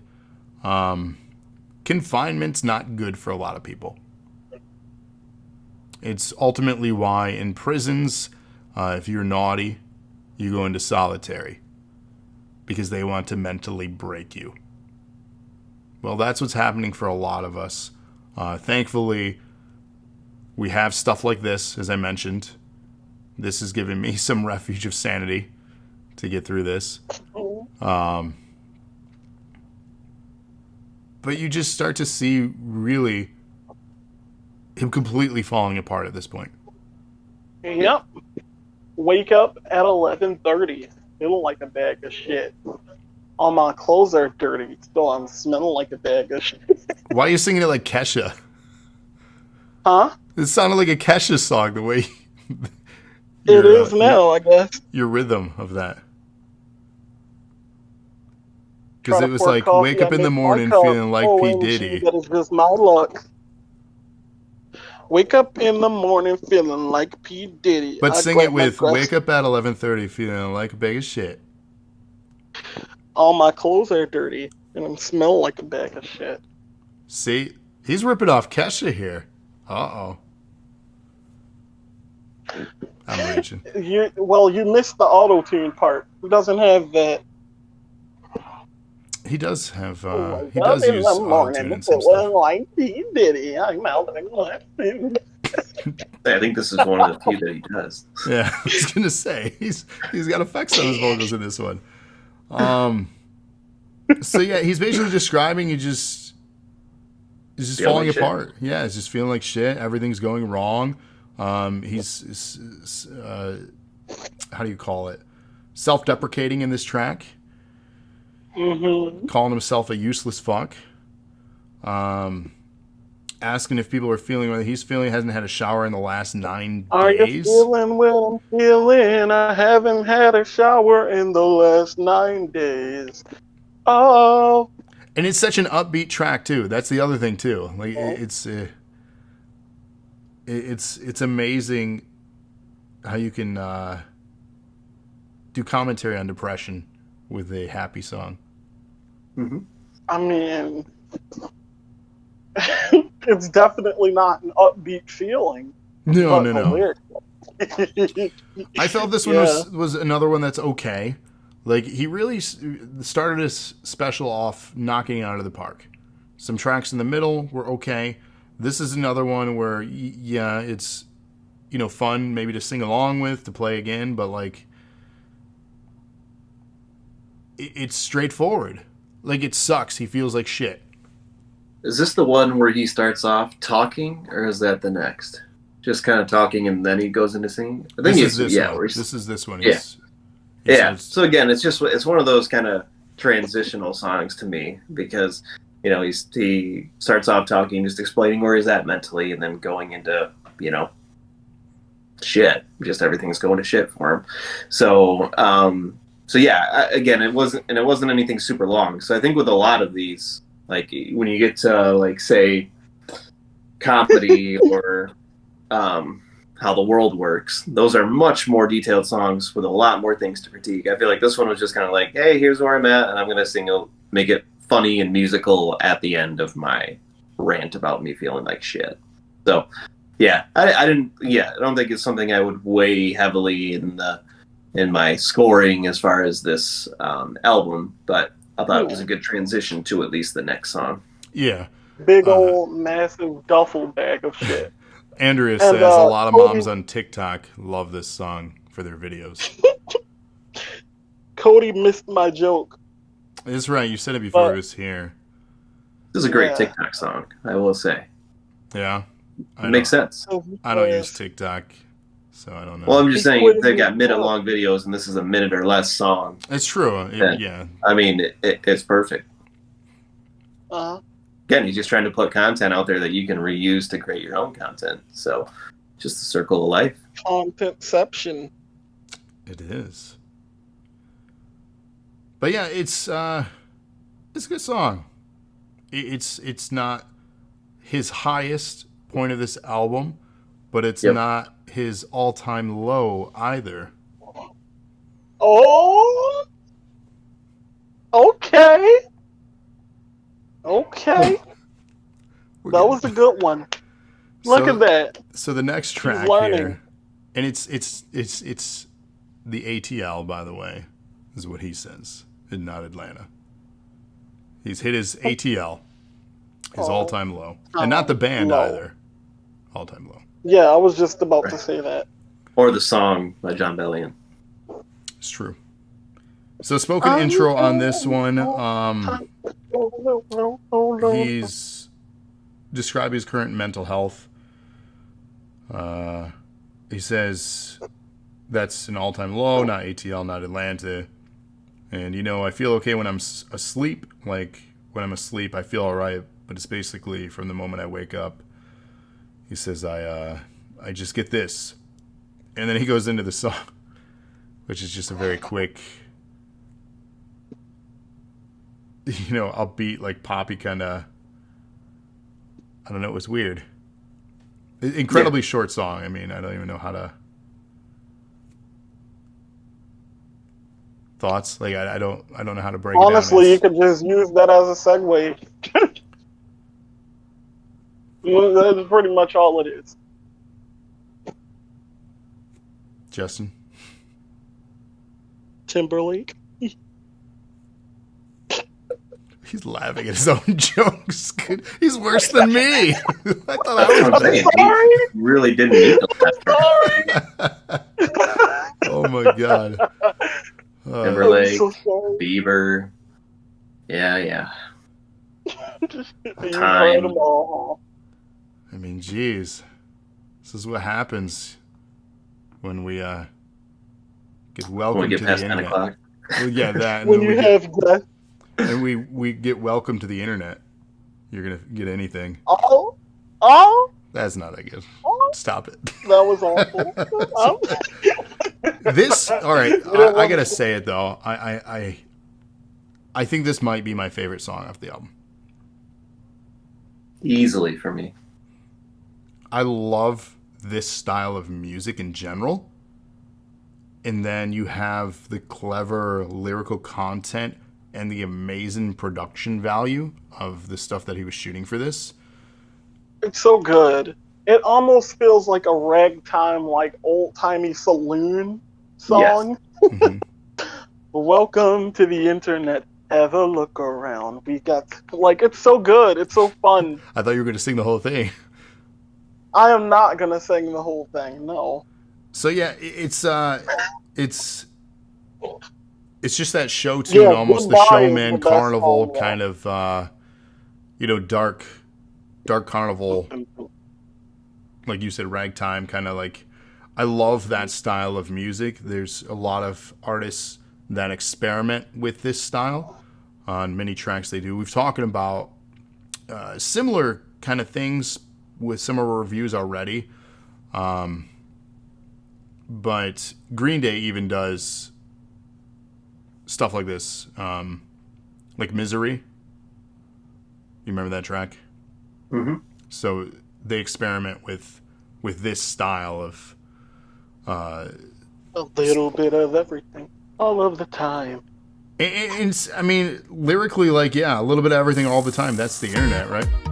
Oh, we got a sound effect guy. All of the time. This is the internet right here. We got a podcast going. We got epic sound effects right now. You've got chats going. You've got ads going. You've got A little bit of everything. Yeah.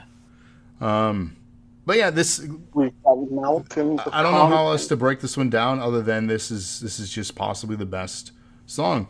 You can do anything with the internet. We have everything all of the time. We have so much power at our fingertips all of the time, and we don't use it properly.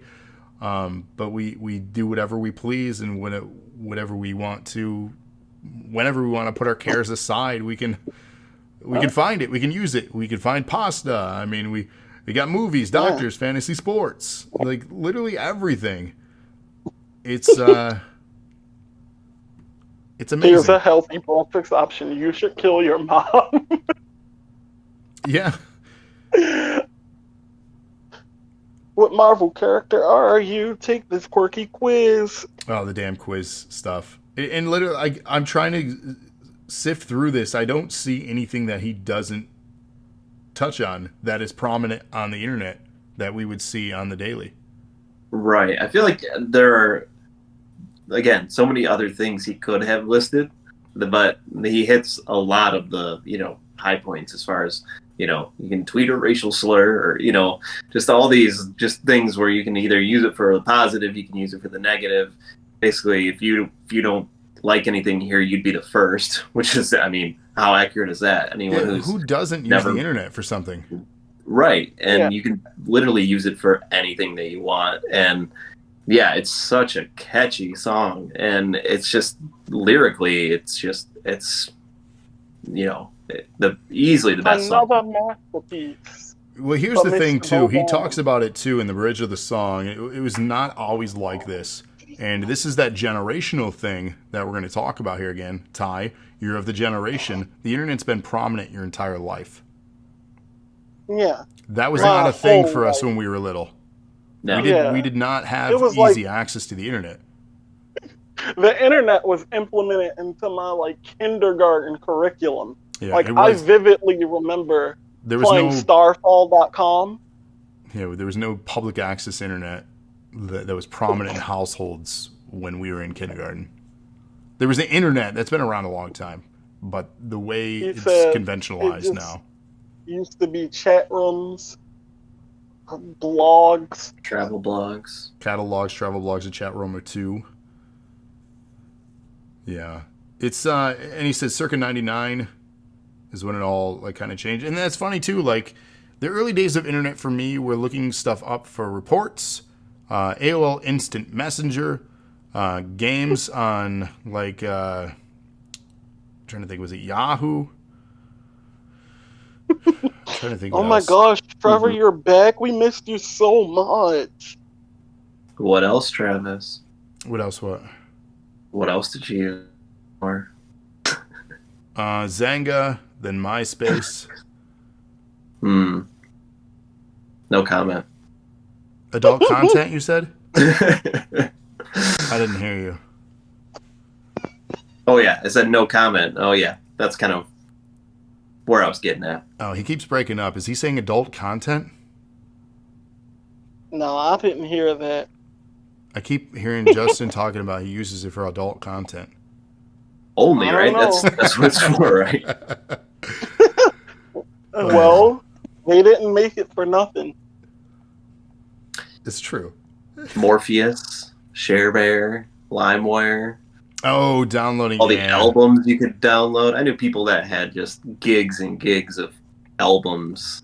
I Just definitely crazy. did. I definitely did. Bro, Which, I remember MySpace because my mom had one, and her page played like Mary J. Blige when she opened it. Yeah.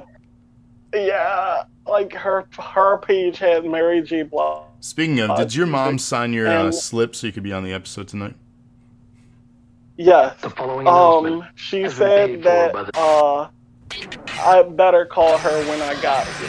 So, FaceTime with her. FaceTime with my mom tonight. FaceTime with my mom. Selfless plug. Selfless plug, NOW podcast every Sunday, unless there's a pay-per-view. Kira says, oh my Every god, single Sunday MySpace, I except- remember my page looked like I took 40 grams of cocaine. It was so flashy and bright. Oh god. I did love the animated stuff on MySpace. MySpace was great. You know, here's the thing. We had it all, and then we sold out to Facebook. We had it all. You could have had it all, rolling in the deep. But Jeffrey Bezos took that away from us. Bezos 2. The Bezos obsession didn't returns. buy MySpace. No, he didn't. But you did it! He did do it. Ah. And I don't really know what else to say about the fucking Bezos songs. There's nothing else to say. It's another interlude track. No. All it does is just give like- me that funny feeling. Oh my god. So we segue to him saying he can't You know really what? play the guitar very well, which bullshit. You played it just fine, sir. Stop fishing. It says the guy who Compliment. has like how many different keyboards and instruments that he plays during his shows. Right. Get out of here Right. with that. I can't play Well, guitar. I'm not really good at guitar. Proceeds to play out a masterpiece. And then sing as he's been doing show tunes for years. Like, get out of here. Stop it. Mhm. You're talented. Just go on with your bad self. So we segue into I don't even know how to. This is another one where I don't know how to describe in great detail. What, that funny feeling? Yeah. It's a song literally about the feeling of depression. Yeah, how he feels about things, you know. I don't know. There's a lot described in this. Yeah. Talks about Etsy, Bugles, Colonel Sanders, Civil War, Colonel Sanders. Pepsi halftime show, live action Lion King, Carpool Karaoke, Stevie Aoki, Logan Paul. I mean, he's talking about obviously popular and prominent things in today's culture and society. Mm-hmm. Yeah. But the way I took those things is that he was just naming all the things that he, or all the people and things that he uses to distract himself from said funny feeling. Because I know when I was like really in the the thick of it, the funny feeling, I just scroll YouTube and try to distract myself with random stuff, and those things were like carpool karaoke that I'd see on YouTube, just like different celebrities doing that, and Logan Paul getting into trouble. Watching people get into trouble is one of my favorite pastimes. So is this like a complimentary track then to Welcome to the Internet? It's just kind of like the things that are actually happening in the world that I they're. mean, I wouldn't say it would be a complimentary track to that because they give off two completely different vibes to me. Mhm. But this one is more like just distractions in general. Because Colonel Sanders, that's not per se only exclusive to the internet. True. So It's these are just all just like, distractions. Then he's reminded yeah, of feeling a just certain way distractions. again, and then he's like, "Oh, this, the joy," and then he's like, "Oh." So it's depression. You really get the realization of that in the end. Is hey, what can you say? We were overdue. It'll be over soon. He's just kind of contemplating, or I guess waiting, out his time. And that in itself is depression. You're just like, all right, I'm going through the motions. Here it is. I'm reminded again that I feel like shit. But oh, look at this distraction, and then here it is again, my familiar friend, depression. So, and then Yep. just waiting it out, the inevitable demise of his mental stability and the continuance of all. Yeah, again, we're at the point too. He's almost a year into the production of this thing. Full on beard, full on long hair. He's almost lost it. At one point in the special, and we're getting to that. He's basically trying to close out the special itself. Gets frustrated and knocks over his equipment, and then just doesn't really know how to say any of that. But before that, all eyes are on him. All eyes on me. Another great track on this one. And this was actually our go live alert if you saw it. So chat, get your fucking hands up. Get out on one of your seats. Get All your eyes on fucking us. hands up. Get on out of your seat. All eyes on me. All eyes on me. Z nailed it. This is another good one that was very well produced.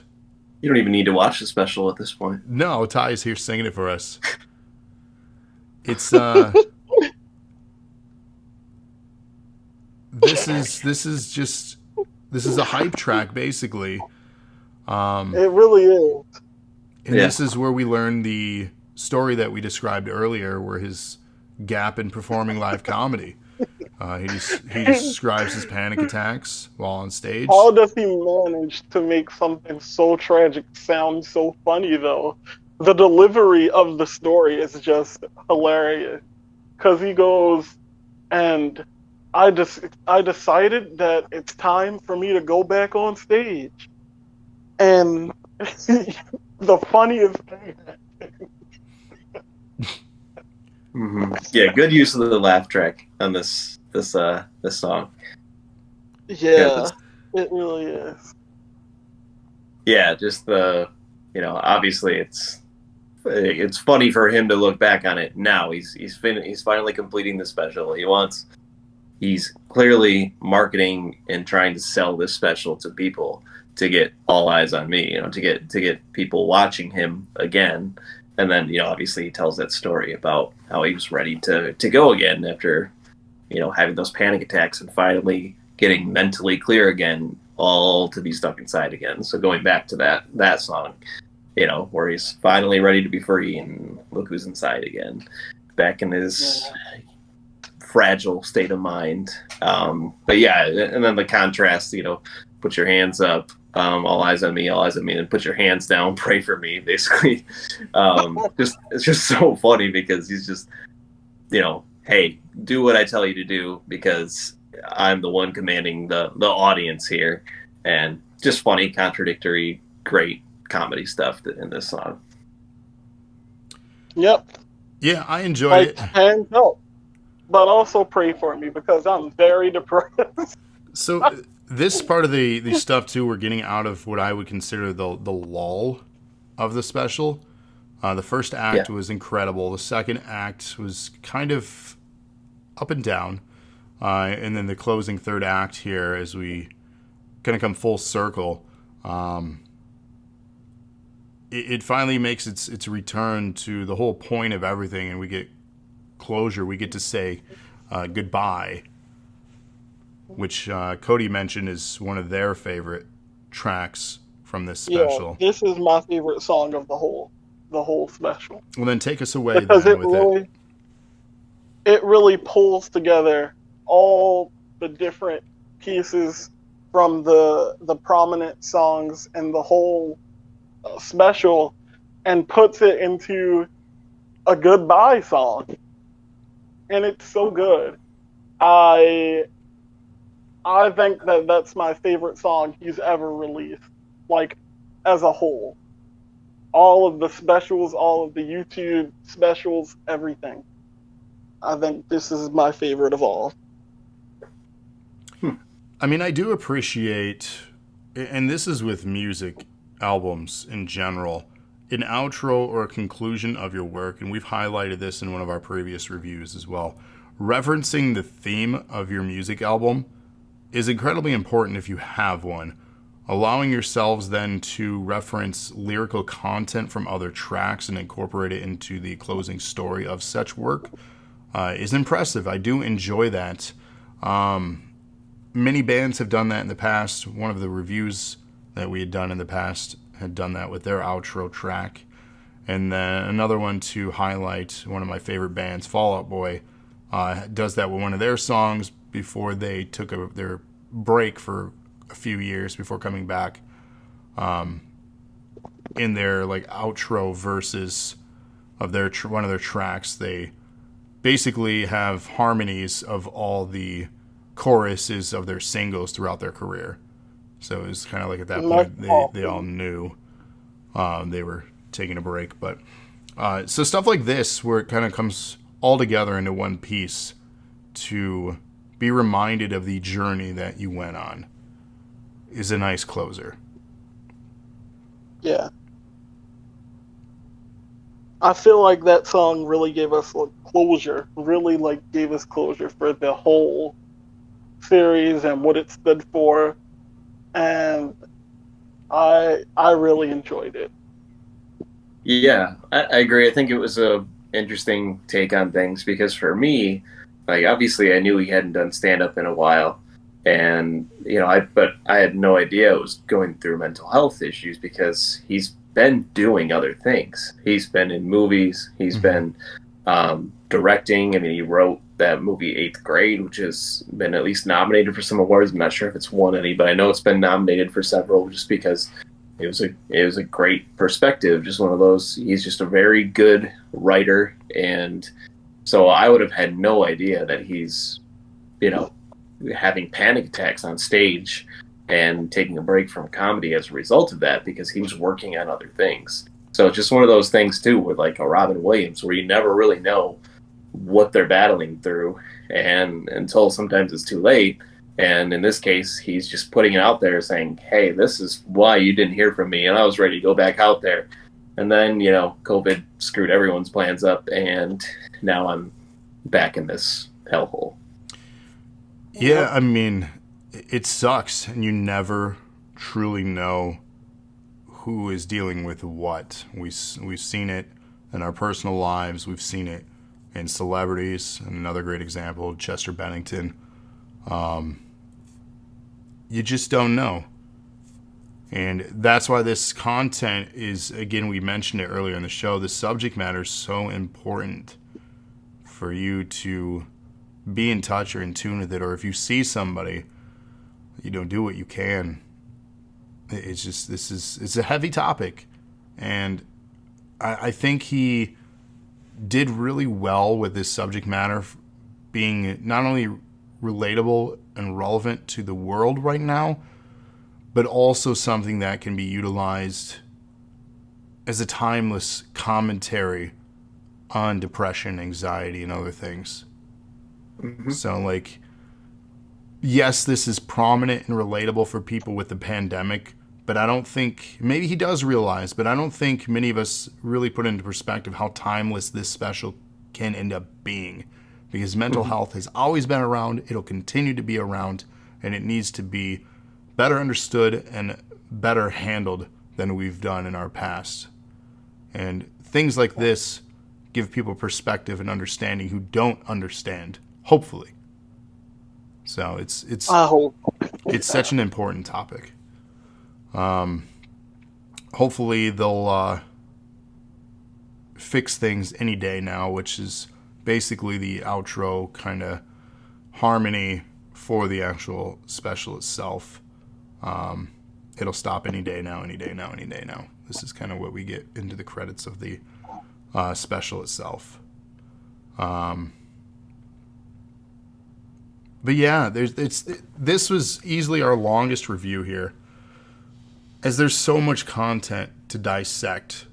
There's so much more, and I think what added to this is just the visual special itself. If you have not watched this, and if you only listen to this, you're doing yourself a disservice.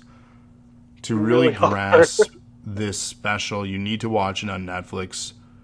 Get your friend's account. Find a way. You can watch this, and you should watch this. It is an hour and a half, and it never feels like it went on for too long. And it's just a visual treat. It's an experience. It's a journey. It has up and downs. It has clever content. And the best part of it all, it was done in a single room.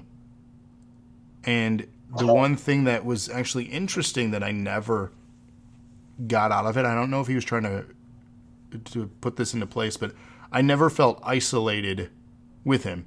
I never felt like I was isolated in a room. I was entertained in a single room.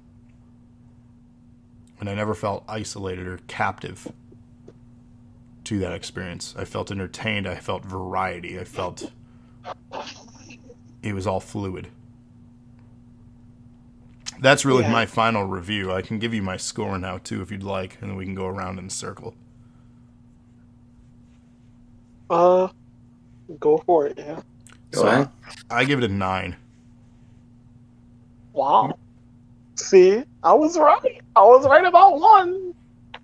All right, what do you got? I give it a 10. A full-on 10. I liked everything about this special. It's my favorite special of his. And I don't think I disliked a single song. What about you, sir? Justin? I also gave it a 10.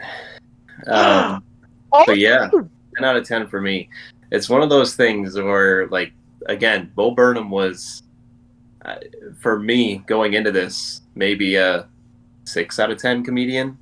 Like, wow. as far as I would, like, rate him. Because, again, there are some of his songs that I love. And there are some that I go, ugh, it's so cringy. Or some of the voices that he does, I'm like, obviously he was a lot younger at that time too, so he's putting out stuff that he thinks is funny, and obviously as he's matured from this special, it's a drastic change from the content he's putting out there now, where he's also, putting out stuff like the song Shit or All Time Low, where he's just saying, hey, I am still have this childish sense of humor where I feel like a bag of shit, and also just putting out there that, hey, this is why I feel that way, and I'm struggling. And yeah, for me, just the fact that he did everything, he wrote it, shot it, edited it, did all the lighting, and then sold it to Netflix, and, could have sold it anywhere really. But it was just a for me, just such a great special. And when I see other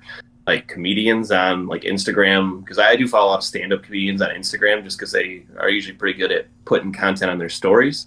And when I see people putting stuff out there talking about Bo Burnham, who again for me is not somebody that I would regularly follow, saying like this is such a great special, I'm like, all right, I'll give it a chance. And yeah, it's great from start to finish, especially if you're seeing everything.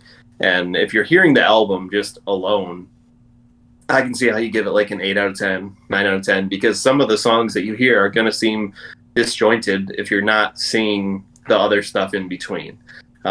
So I was surprised that because I think it was a few weeks before they actually put this out as a Spotify album from the time that the special came out, because I don't think they were planning on it, but these songs were so catchy and crafted so well that people were like, I want to hear this stuff on Spotify. And now they've been played tens, if not hundreds of millions of times on Spotify. I can remember, I think it was in the hundreds, which is just crazy to think that, that they be played as Spotify songs to this level, compared to some of the other stuff that he's put out, which have had major hit songs, but not to this extent. So yeah, start to finish, just 10 out of 10 for me.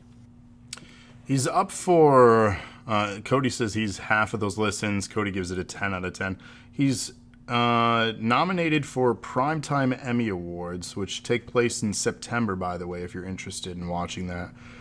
The categories are Outstanding Variety Special, Outstanding Directing for a Variety Special, Outstanding Writing for a Variety Special, Outstanding Picture Editing for a Variety Programming, Outstanding Music Direction, and Outstanding Original Music and Lyrics. So he's up for that for the Primetime Emmys. He's also up for the TCA Awards for Individual Achievement in Comedy and Outstanding Achievement in Movies, Miniseries, and Specials. So none of these have happened yet, but he's eligible for a bunch of those. So completely deserving. So it'll be interesting to see where he lands and what else is, currently in the running for stuff like that. Obviously, we can be biased if we haven't seen anything and say, hey, he should win. I don't know what to compare it to, so...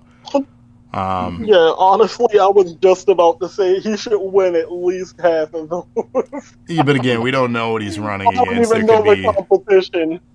So we'd be incredibly biased to say that he should win. Not saying he doesn't deserve it, but we don't know what to compare it to.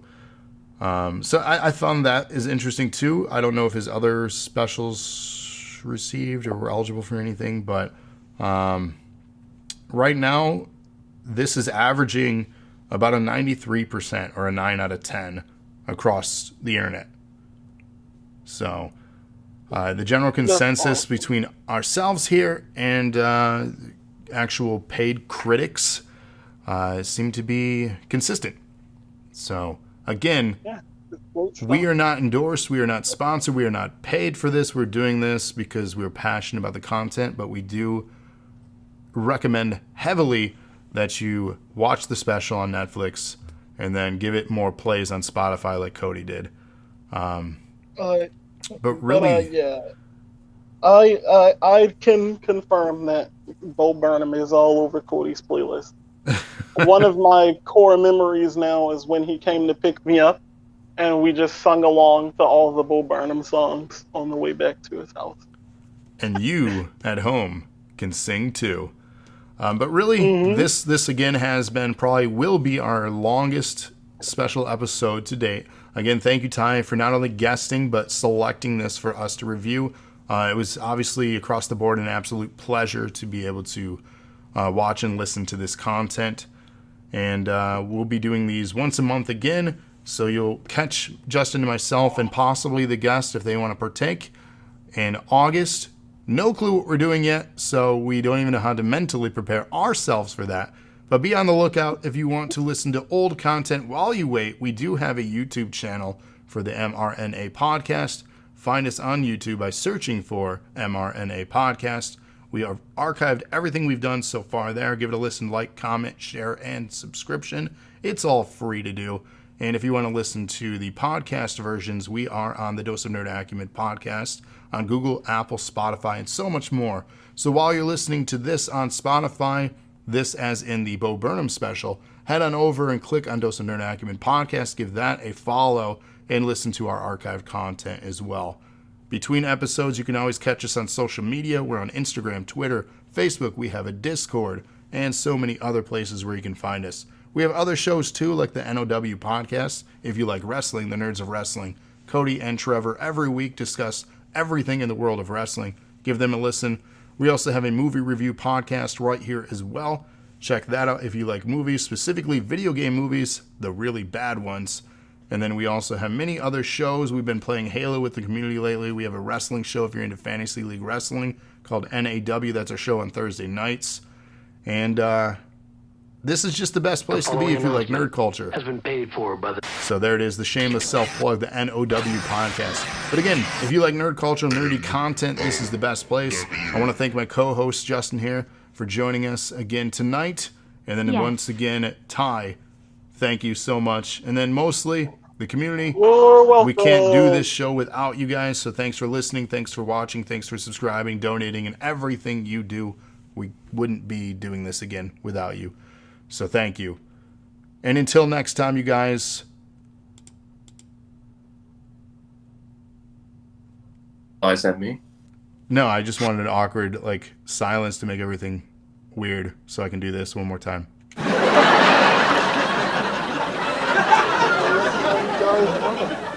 The laugh track. Anyways. No. All right. Well, thank you guys, and good night.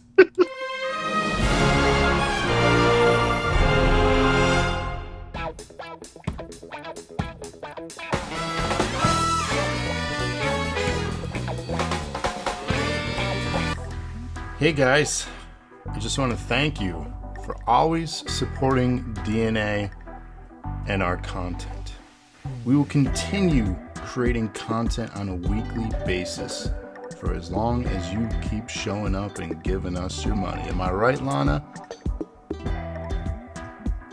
Give us your money.